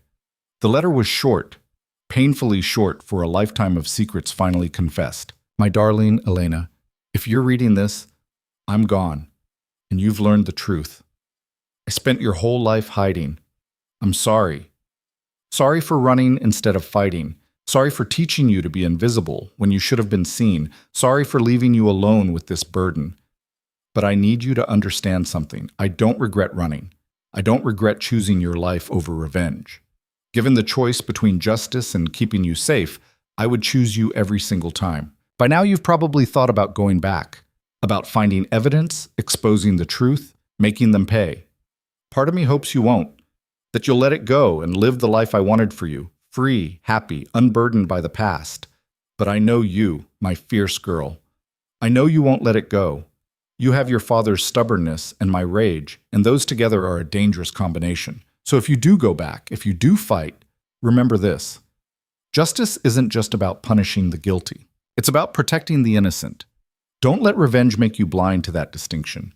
Don't become what you're fighting against. Your father loved this city.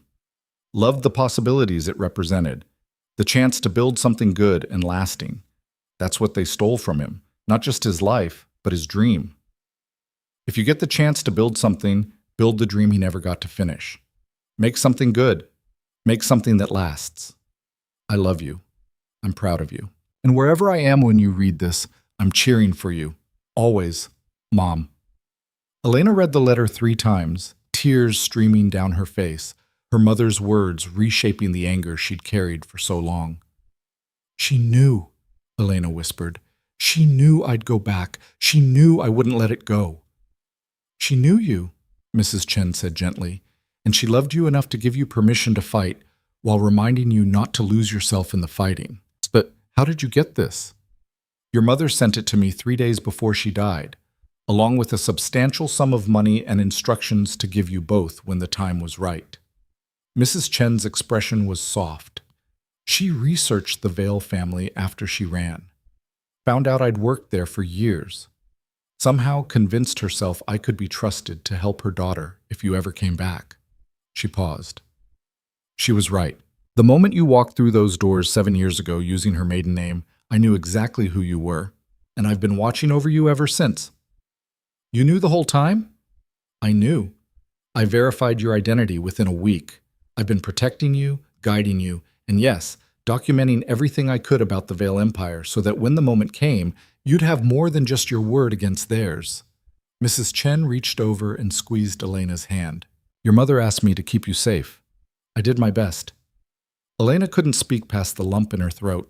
All those years of thinking she was alone, that she was risking everything on her own, she'd had a guardian she never knew existed. The money your mother sent, Mrs. Chen continued, I invested it, grew it.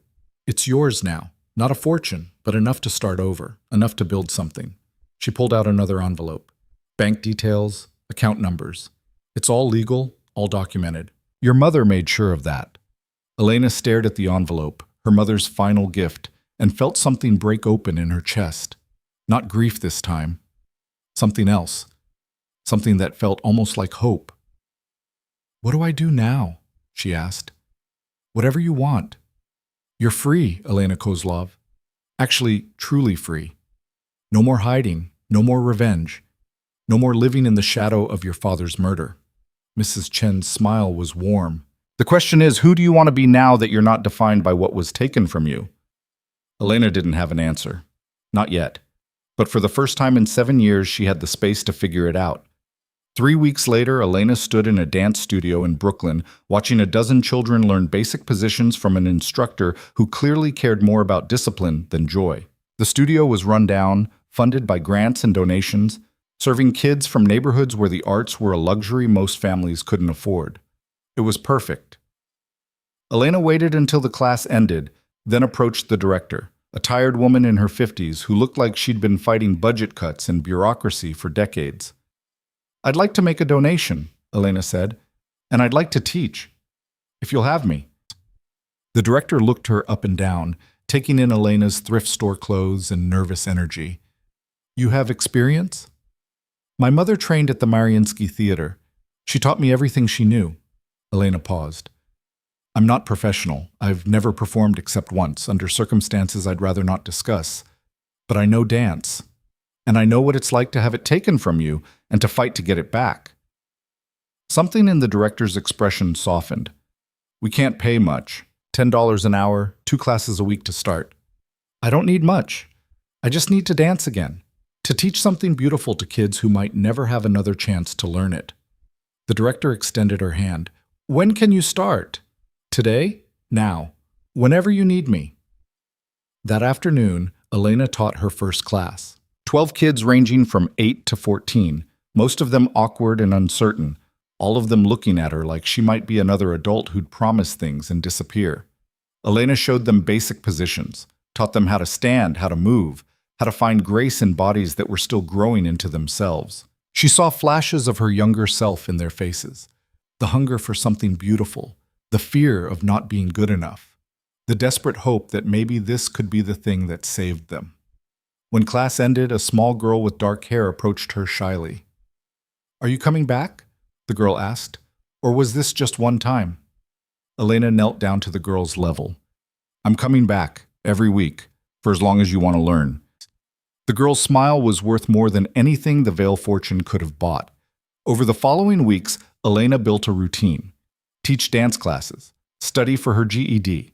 Her education had been interrupted by her mother's illness, and she'd never finished high school. Visit the lawyers handling her father's estate claim. Avoid news coverage about the Veil Empire's collapse and Lucian's pending trial. That last part was harder than she expected. The trial was everywhere. National news, cable television, true crime podcasts. Everyone wanted a piece of the story about the crime family brought down by a dancing housemaid and 30 years of buried secrets. Prosecutors were seeking life sentences for Lucian and several other high-ranking family members.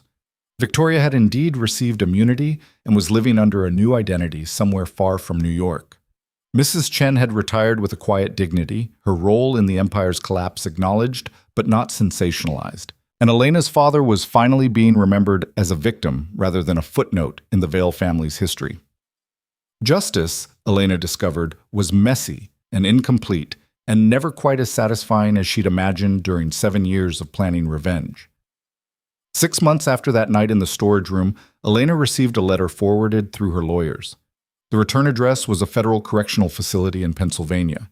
She almost didn't open it, almost threw it away without reading. But something, curiosity, or maybe the memory of a 5-minute conversation in a federal building, made her break the seal. Elena, I don't know if you'll read this. I don't know if you'll care about anything I have to say, but I'm writing anyway because some things need to be said even if no one listens.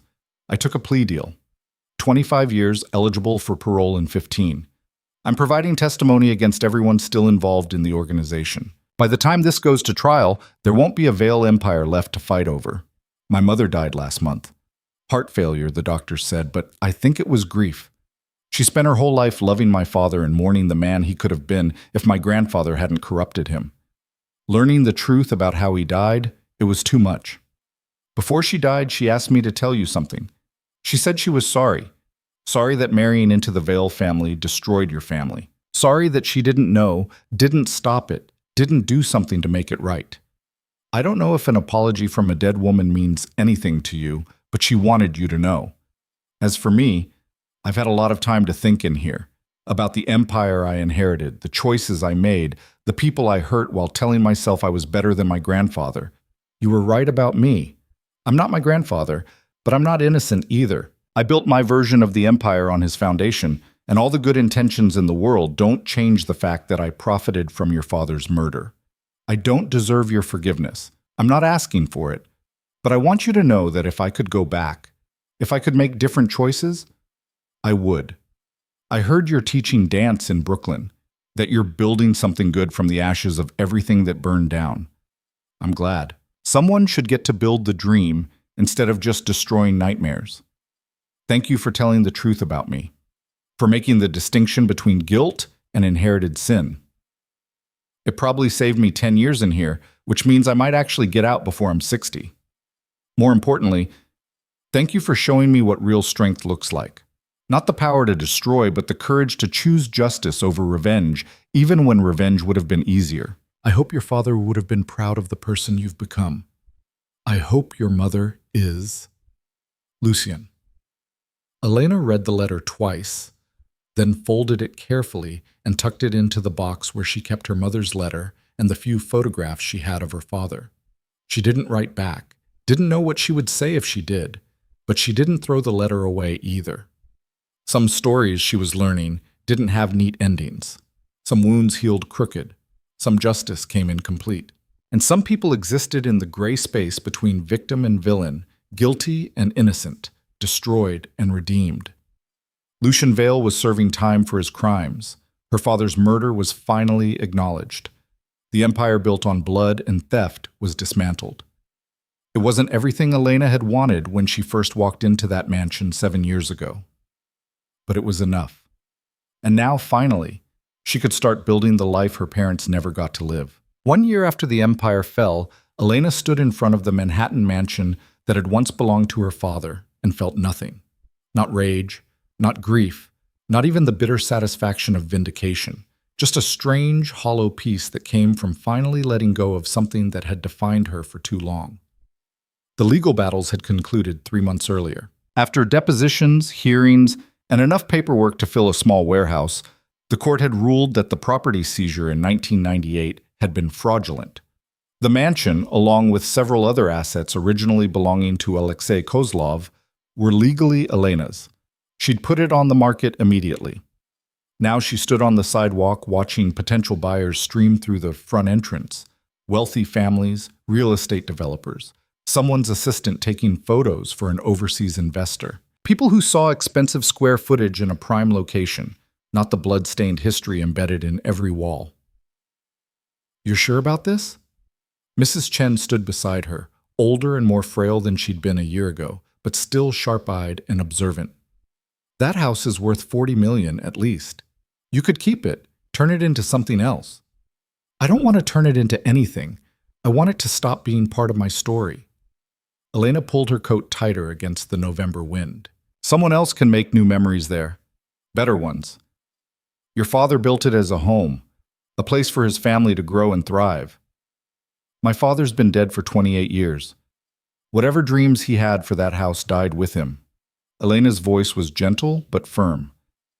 "I'm not going to resurrect ghosts. I'm going to honor what he wanted by building something new." Mrs. Chen smiled.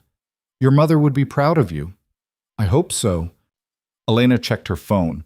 She had 90 minutes before her evening dance class, enough time for what she needed to do next. Are you sure you're okay getting home? I can call a car. Child, I'm 73, not deceased. I can manage a taxi. Mrs. Chen squeezed Elena's hand. Go do whatever mysterious errand has you checking your watch every 5 minutes. I'll see you next week for tea. Elena watched the older woman hail a cab with practiced efficiency, then turned and walked 6 blocks to a building she'd visited only once before, the federal courthouse where Lucian's trial had taken place. She wasn't here for a trial today. She was here for something else entirely. The visitor processing took 40 minutes. Background check, metal detectors, paperwork. A stern lecture from a guard about approved topics of conversation and the consequences of smuggling contraband. Finally, she was escorted through a series of locked doors to a visiting room where inmates met with lawyers and approved family members. Lucian sat at a metal table wearing prison-issue clothing that made him look smaller somehow, less dangerous, almost human. A year in federal prison had changed him, sharpened his features, added gray at his temples, given his eyes a hollow quality that came from too much time alone with regrets. He looked up when Elena entered, and she saw shock flash across his face before he controlled it. Elena. Her name came out rough, like he'd forgotten how to say it.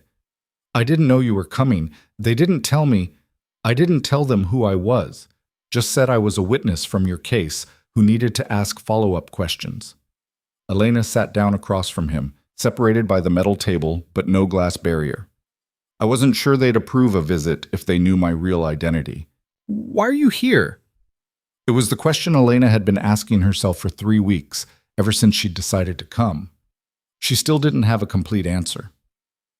The mansion sold, she said finally. Closed escrow yesterday. I thought you should know. Lucian's expression didn't change. Congratulations. 40 million? 42. Bidding war between a tech executive and a hedge fund manager. Elena paused. I'm donating half to a victims advocacy fund. People your grandfather hurt, families your empire destroyed. It won't fix what happened, but it's something.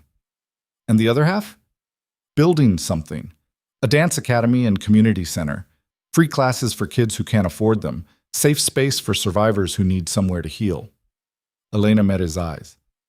I'm calling it the Kozlov Foundation, after my father. So his name means something besides just another victim in your family's history. Something shifted in Lucian's expression. Grief, maybe, or recognition of the justice in that choice. That's good, he said quietly. That's better than good. Your father would have liked that.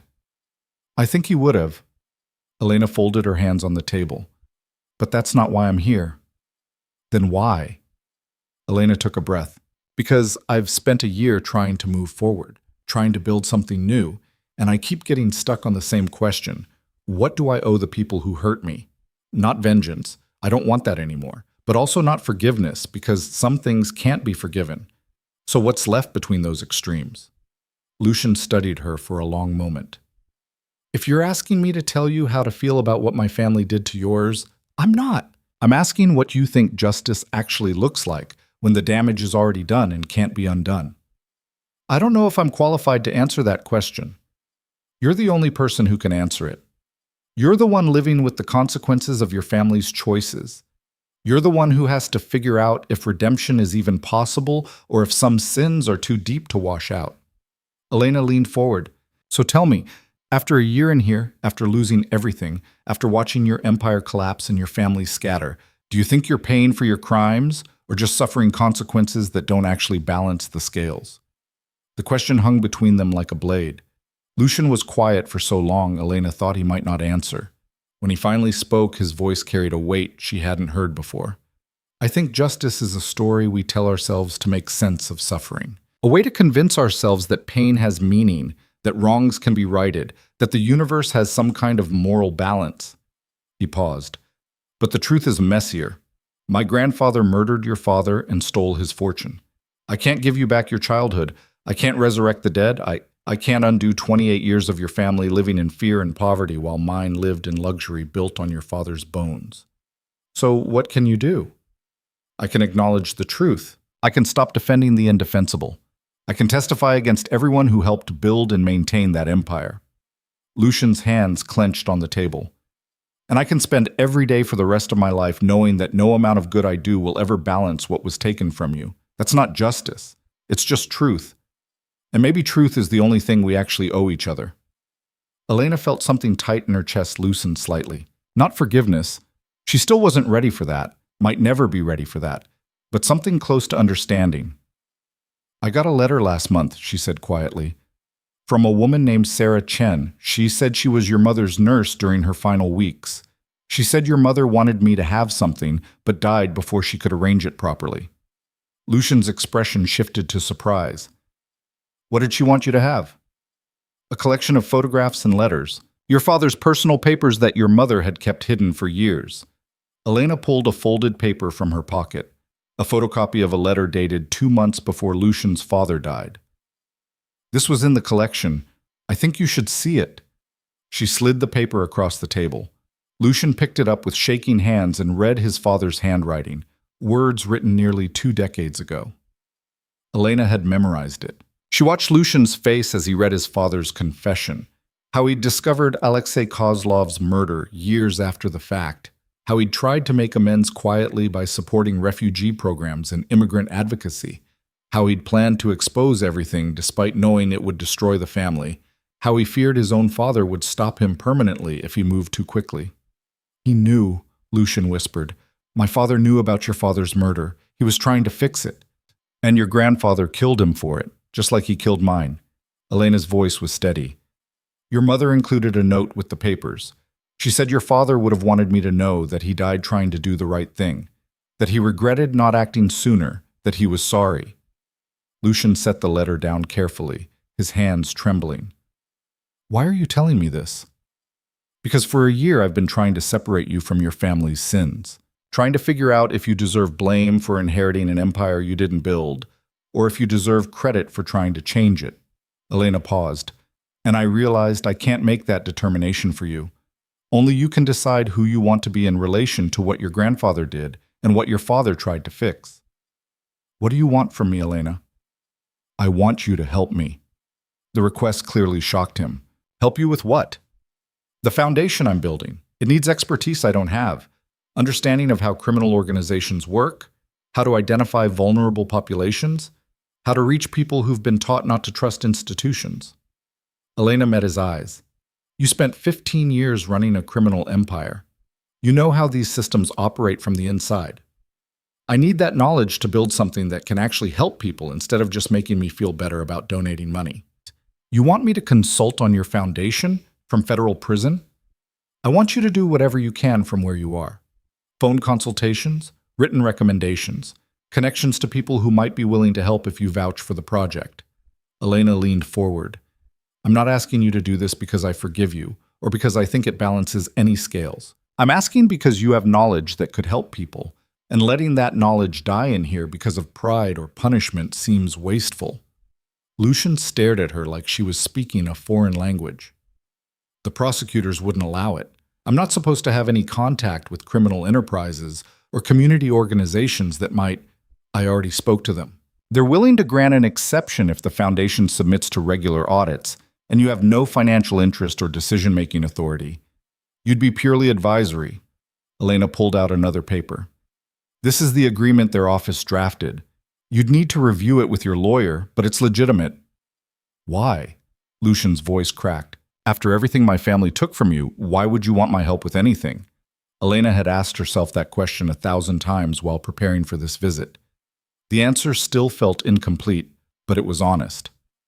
Because my mother spent 20 years teaching me that dance was the only honest language she knew.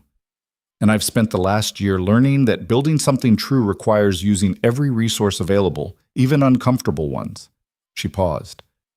You're a resource. You have knowledge I need. Whether I like you or hate you or feel nothing at all, that knowledge could help kids who are growing up the way I did, scared and invisible, and convinced the world doesn't want them to exist. So this is purely transactional. No. If it was purely transactional, I'd hire a consultant who didn't spend 15 years running a criminal empire. Elena's voice softened. This is me trying to do what my father would have done. Build something good, even when it means working with people who've done bad things. This is me choosing to believe that redemption might be possible even when justice is incomplete. I don't deserve your faith in redemption. Probably not, but the kids who'll benefit from the foundation deserve every advantage I can give them, including your expertise, uncomfortable as that is for both of us. Elena stood. Think about it. Talk to your lawyer. If you decide you can't do it, I'll understand. But if you decide you can... She pulled out a business card with the foundation's information. Contact information is there. We start classes in 3 months. I'd like your input before then if possible. She turned to leave, then paused. One more thing. The letter from your father, your mother wanted you to have the original. I made copies for the legal record, but the actual letter is yours if you want it. Oh, why would she give you my father's personal papers instead of me? Because she thought I'd make sure you saw them, even if it hurt. She thought I'd give you truth instead of comfort. Elena's smile was sad. She was right. She left the visiting room without waiting for his response, processing back through security and locked doors until she emerged into cold November air that felt like freedom. 3 weeks later, Elena received a thick envelope at the Foundation's temporary office. Inside was a 40-page document written in Lucian's precise handwriting, detailing vulnerabilities in community support systems, red flags for predatory recruitment by criminal organizations, and specific recommendations for protective programs targeting at-risk youth. It was professional, thorough, and exactly what Elena needed. A handwritten note was clipped to the front page. I can't undo what my family did to yours. But maybe I can help make sure fewer families are destroyed the same way. If that's worth anything to you, I'm available for consultation as the prosecutors allow. L. Elena filed the document, extracted the most useful recommendations, and began implementing them into the Foundation's programming. She didn't write back, didn't acknowledge receipt beyond a brief email confirming the Foundation had his materials and would be in touch if further consultation was needed. But she kept the note. 6 months after that visit, the Kozlov Foundation opened in a renovated warehouse in Brooklyn. Elena had purchased the building with money from the mansion sale, a cavernous space with high ceilings perfect for dance studios, meeting rooms for support groups, office space for counselors and social workers. On opening day, 200 people showed up. Kids excited about free dance classes, parents grateful for safe after-school programs, survivors of trafficking and exploitation looking for community and resources, local politicians wanting photo opportunities, reporters covering the story of how a housemaid brought down a crime family and built something beautiful from the ruins. Elena stood in the main studio watching children learn basic positions from instructors she'd carefully vetted and felt her mother's presence like a hand on her shoulder. This was what her father had wanted to build, something good and lasting. This was what her mother had died believing was impossible, justice that helped rather than just punished. And this was what Elena had built from 7 years of invisible servitude and 1 night of dancing for her life. Mrs. Chen found her standing there, tears streaming down her face, and wrapped her in a careful hug. "They'd both be so proud," the older woman whispered. "Your parents, they'd be so proud of who you've become."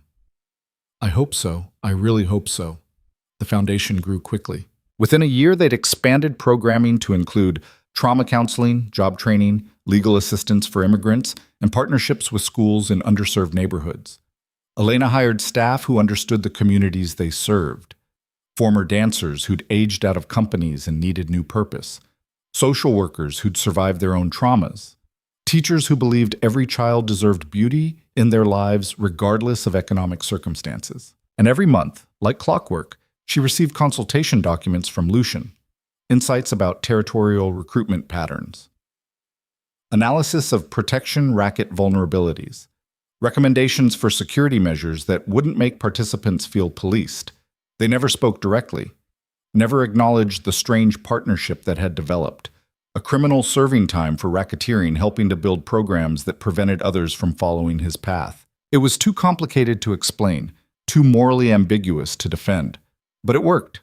2 years after the foundation opened, Elena received notice that Lucian had been transferred to a minimum security facility as a reward for good behavior and cooperation with ongoing investigations.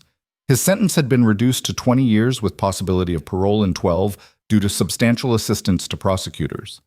She didn't visit, didn't write, just noted the information and continued building. Then, 3 years after that first visit, she received a call from an unknown number. Miss Kozlov? This is the warden at Lewisburg Federal Prison. I'm calling because Lucian Vale listed you as an emergency contact. There's been an incident. Elena's stomach dropped. What kind of incident? Vale was attacked by another inmate this morning. Someone connected to an organization he testified against. He's stable now, but... The warden paused. He's asking to see you. Says it's important. You're under no obligation, of course. But given that he has no other family willing to visit, I'll be there tomorrow, Elena heard herself say. The warden gave her details, and Elena hung up feeling like she'd just made a decision she couldn't unmake. Mrs. Chen found her sitting in her office, staring at her phone. What's wrong? Elena explained. Mrs. Chen sat down heavily in the visitor's chair. You don't owe him anything, the older woman said carefully. You've already been more generous than anyone could expect. I know. But you're going anyway. I don't know why. It doesn't make sense. He's not my friend. He's not my family. He's just... Elena struggled for words. He's someone trying to do better, and maybe that's enough reason. She drove to Pennsylvania the next morning, processed through security again, and was escorted to a medical wing where inmates recovered from injuries. Lucian lay in a narrow bed looking worse than she'd ever seen him, bruised, stitched, one arm in a cast. But his eyes were clear when he saw her enter. You came, he said, surprise evident in his voice. The warden said it was important. Elena sat in the chair beside his bed. What happened? Someone from the Vega organization decided to make a point about cooperation with federal prosecutors. They paid an inmate to send a message. He gestured vaguely at his injuries. Message received. Are you safe now? I'm in protective custody until they transfer me to a different facility. I'll be fine. He paused. That's not why I asked you to come. Then why? Lucian shifted carefully, wincing at the movement. Because I'm up for parole review in 2 years, and I needed to ask you something before I submitted my application. Elena waited. The parole board will want victim statements. Testimony about whether they think I've been rehabilitated, whether I pose a continuing threat, whether I deserve early release. His pale eyes met hers. You're the most prominent victim in my case. Your testimony will carry weight, and I need to know, if they ask you, what will you say? It was the question Elena had been avoiding for 5 years. I don't know, she admitted. Part of me thinks you should serve every day of your sentence. That 20 years isn't enough for 15 years of running a criminal empire, regardless of your cooperation or good behavior. And the other part? The other part thinks punishment without possibility of redemption is just cruelty wearing justice's mask. Elena's voice shook slightly. I think you've done terrible things. I think you profited from my father's murder, even if you didn't commit it. I think you're guilty of crimes that destroyed lives. But I also think you've spent 5 years trying to make amends, testifying against your former associates, helping build programs to prevent others from following your path, consulting on a foundation that's helped hundreds of people. She paused. I think you're still guilty, but I also think you're different than you were. And maybe that's worth something. So if they ask you, what will you tell the parole board? Elena took a breath. I'll tell them the truth, that you're guilty, that you hurt people, that your family destroyed mine, but also that you've spent your incarceration trying to do better, that you've provided valuable expertise to victim services programs, that you've cooperated fully with authorities. She met his eyes. I'll tell them I don't forgive you, but I also don't think keeping you locked up past the minimum necessary time serves any purpose except revenge. And I'm done with revenge. Lucian's expression was unreadable. That's more than I deserve. Probably. But it's the truth, and truth is what I owe. Not comfort, not punishment, just truth. If I get parole, if they let me out in 2 years, I won't contact you. Won't try to insert myself into your life or the foundation. You've given me more than I had any right to ask for. I won't abuse that. Good. Elena stood. I hope you heal quickly, and I hope the next facility is safer. Elena? Lucian's voice stopped her at the door. Thank you for coming, for telling me the truth, for... He stopped. For seeing the difference between who I was and who I'm trying to become. Not many people bother to look for that distinction. My mother taught me to look for it. She spent 20 years proving that people could change, could run from their worst selves and build something better. Elena's smile was sad. I guess I learned the lesson too well to unlearn it now. She left without waiting for his response. 2 years later, Elena sat in a parole hearing as a witness. She told the truth about Lucian's crimes, about his cooperation, about his genuine efforts at rehabilitation. She made no recommendations about what the board should decide, just presented facts as she understood them. The board granted parole with extensive conditions: continued cooperation with federal investigations, regular check-ins with parole officers, restrictions on business activities, and association with former criminal contacts. Lucian was released 3 weeks later. Elena heard about it through news coverage, not from him directly. He kept his promise: no contact, no attempts to insert himself into her life. But 6 months after his release, the foundation received a substantial anonymous donation with a note: for the kids who deserve better than what we got. Use it well. Elena knew who'd sent it, didn't acknowledge it publicly, but added the funds to their scholarship program and watched it help another 50 children access dance classes they couldn't otherwise afford. 5 years after the foundation opened, Elena stood on a stage in the main studio watching her advanced students perform a recital for parents and community members. The piece they'd choreographed told a story of transformation, of pain becoming beauty, of survival becoming strength, of individuals finding power in community. It was everything her mother had taught her dance could be. After the performance, after the applause and the tears and the proud parents taking photos, Elena found herself alone in the studio with the same small, dark-haired girl who'd asked if she was coming back on that first day. The girl was 14 now, tall and graceful, accepted into a prestigious dance academy with a full scholarship. Ms. Kozlov? The girl's voice was shy.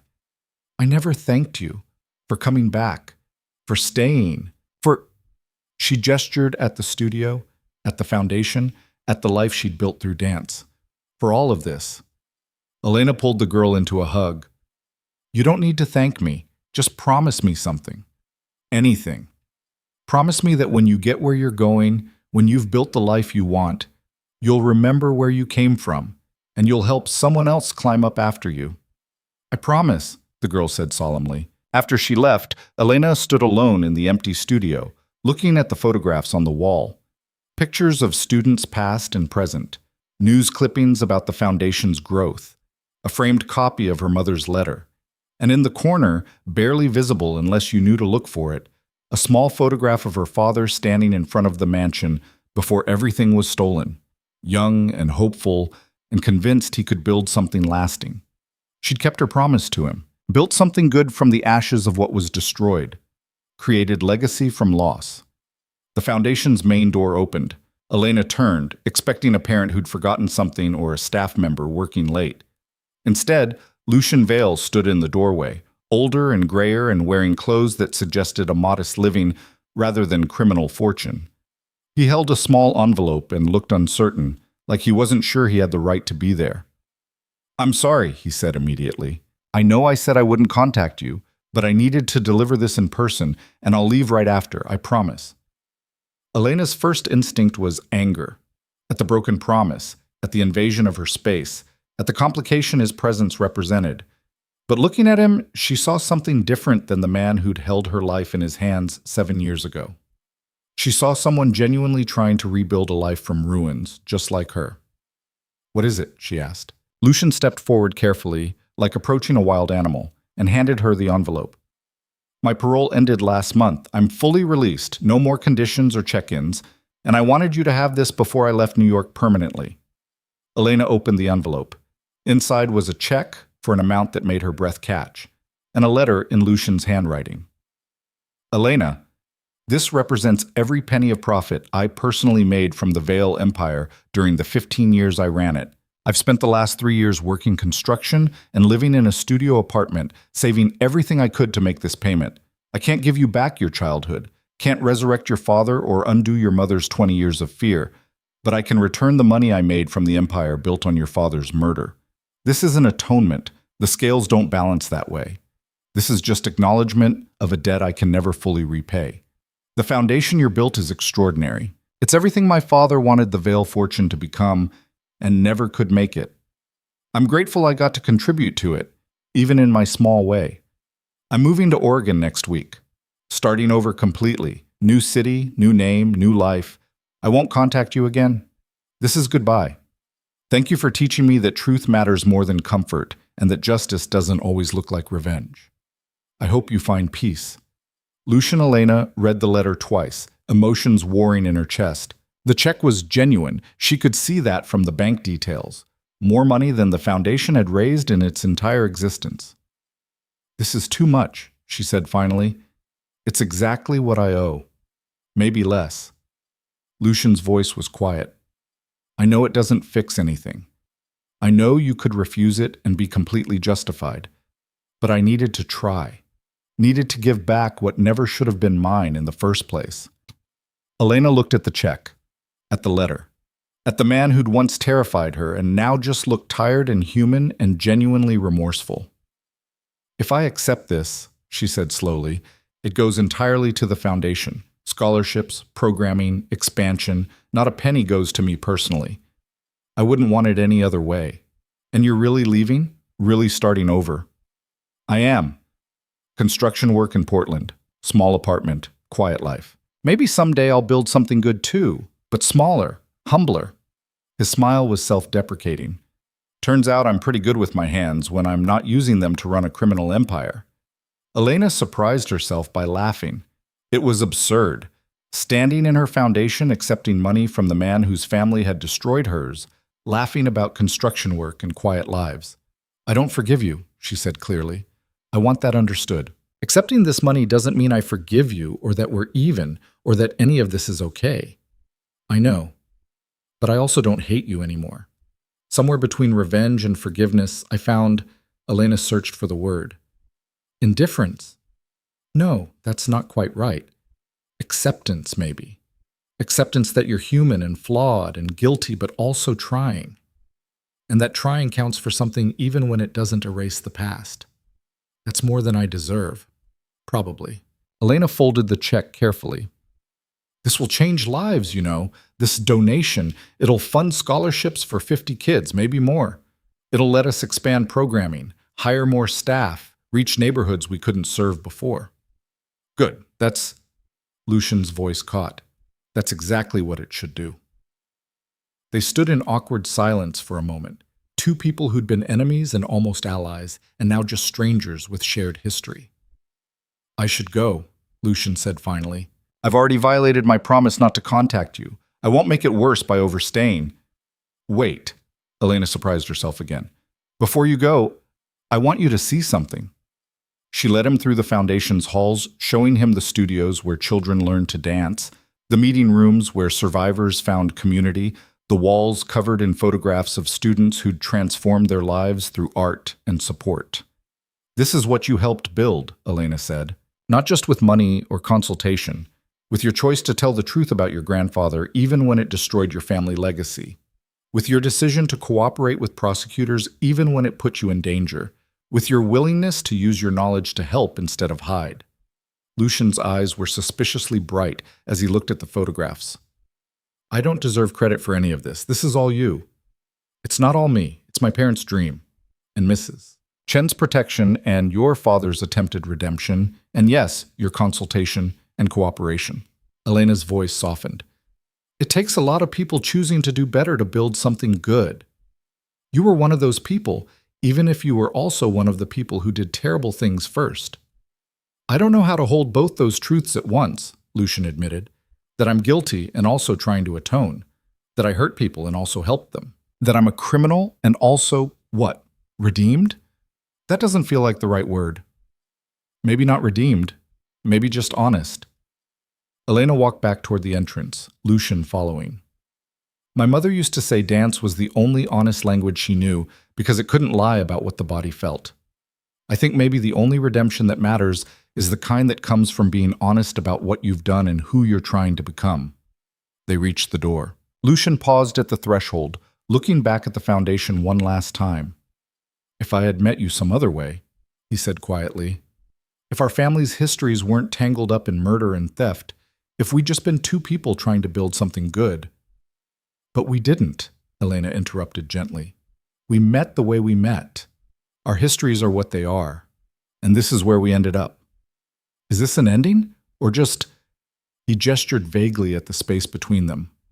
I think it's both. The ending of who we were when we met, and the beginning of whatever we become next. Separately. In different cities. Building different lives. Elena held out her hand. Goodbye, Lucien. I hope Portland treats you well. I hope you find peace. He shook her hand carefully, like sealing a treaty. Goodbye, Elena. Thank you for... He stopped. For everything. For truth and justice and mercy all at once. For showing me what real strength looks like. Then he left, walking out into the New York evening, and Elena watched him go without regret or relief, just acceptance. That night, lying in her small apartment surrounded by foundation paperwork and student performance recordings, Elena finally wrote a letter she'd been composing in her head for 7 years. Dear Mom and Dad, I found the truth you died protecting. I exposed the lies that built an empire on your bones. I made them answer for what they did, even though justice was incomplete and complicated and nothing like I imagined. But more importantly, I built something good and lasting. Something that would have made you proud. The Kozlov name means something now besides murder victim and stolen fortune. It means scholarships and safe spaces and second chances. It means kids who learn to dance even though they can't afford lessons. It means survivors who find community after trauma. I don't know if that balances the scales. I don't know if anything could. But it's something true and beautiful in a world that tried to bury us in lies. I miss you both. I wish you could see what I've built. But I think maybe you can. And I think maybe you're proud. I finally understand what you meant about dance being honest language. I finally understand why you ran instead of fought. And I finally understand that the best revenge is building something so good it makes the people who tried to destroy you irrelevant. Thank you for teaching me that. Thank you for everything. I love you. Always. Elena. She folded the letter carefully and placed it in the box with her mother's letter, her father's photograph, and the note Lucien had sent from prison 5 years ago. Pieces of a story that had finally reached something like conclusion. Not a perfect ending, not complete justice, but honest and earned and sufficient. Elena turned off the lights and lay down in a bed she'd bought with money from her father's restored estate, in an apartment she'd chosen because she wanted it rather than because she was hiding, in a life she'd built from the ruins of everything that had been stolen. And for the first time in 7 years, maybe in her entire life, she slept without nightmares. The next morning, Elena woke to her phone ringing. Mrs. Chen's voice was excited, younger sounding than it had been in years. Turn on the news, Channel 7, now! Elena fumbled for the remote. The morning news showed footage of federal agents raiding multiple locations across the city. The anchor's voice was breathless with breaking news energy. Final arrests in what prosecutors are calling the complete dismantling of the Vale criminal enterprise. 7 more individuals taken into custody this morning based on testimony from Lucien Vale and other cooperating witnesses. This concludes a 5-year investigation that began with the arrest of Vale himself and has resulted in over 40 convictions. Elena watched them show photographs of men she recognized from that night 7 years ago. Men who'd watched her dance for her life. Men who'd applauded her performance while running criminal operations that destroyed families. All of them finally facing justice. The anchor continued. In a related development, the Kozlov Foundation, established by Elena Kozlov, daughter of murder victim Alexei Kozlov, announced this morning a major expansion of programming funded by an anonymous donation. The foundation, which provides free dance instruction and support services to at-risk youth, will be opening 3 new locations across the city. Mrs. Chen's voice cut back in. Did you know about the arrests? No. Lucien must have been testifying up until the moment he left the city. Elena felt something settle in her chest. He really did it.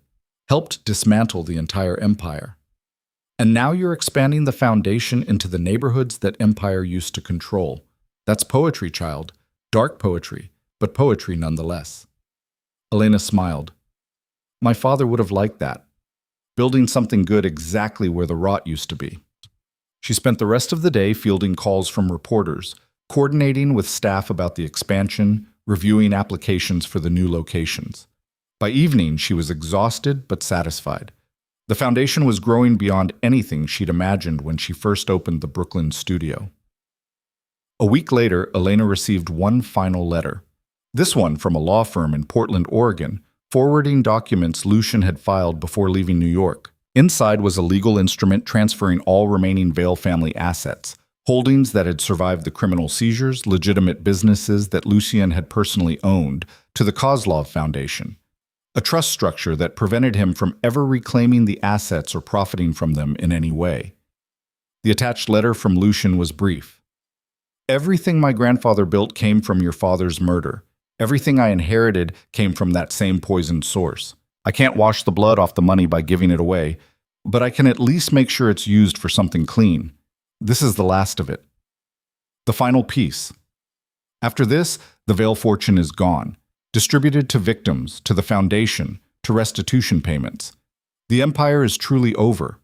I hope the foundation uses it well. I hope the kids who benefit never know where the money came from or what sins it represents. I hope it just becomes resources that help them build better lives. Don't write back. Don't acknowledge this.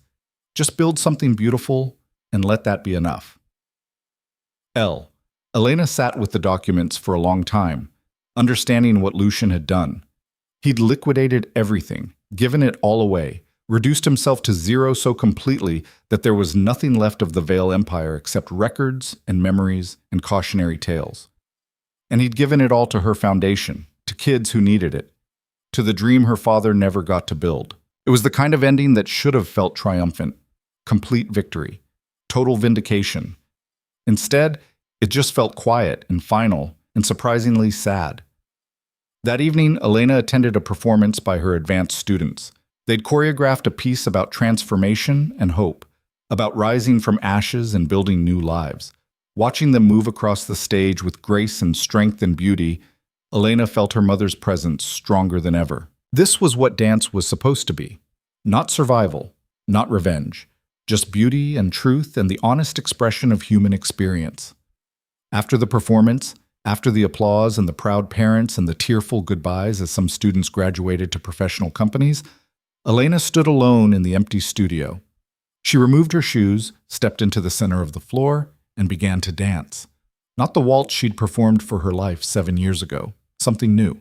Something that told the story of a girl who lost everything, hid for years, found truth in lies, built beauty from ashes, and finally, was free. She danced her father's murder and her mother's fear.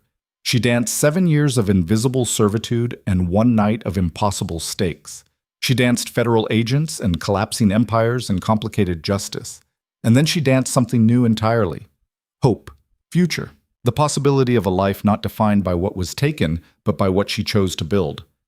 When the dance ended, she stood in the center of the floor breathing hard, her cheeks wet with tears, her body exhausted and exhilarated. That was beautiful, a voice said from the doorway. Elena turned to find Mrs. Chen standing there, her elderly face soft with emotion. You saw. I saw. And I think your parents saw too, wherever they are. Mrs. Chen walked into the studio. You've done it, child. Everything you set out to do and more. You found the truth. You exposed the lies. You built something lasting and good. You can rest now. I don't think I know how to rest, Elena admitted. For so long, I've been driven by this need to make them answer, to make it right, to honor my parents' memory. Now that it's done, now you get to discover who Elena Kozlov is when she's not defined by revenge or justice or inherited trauma. Mrs. Chen smiled. That's the hardest part, in some ways. Building a life instead of just settling scores. Elena thought about that, about the foundation that would continue growing with or without her daily involvement, about the students who'd graduated to professional companies and the ones just starting their training, about the communities rebuilding where criminal empires once controlled.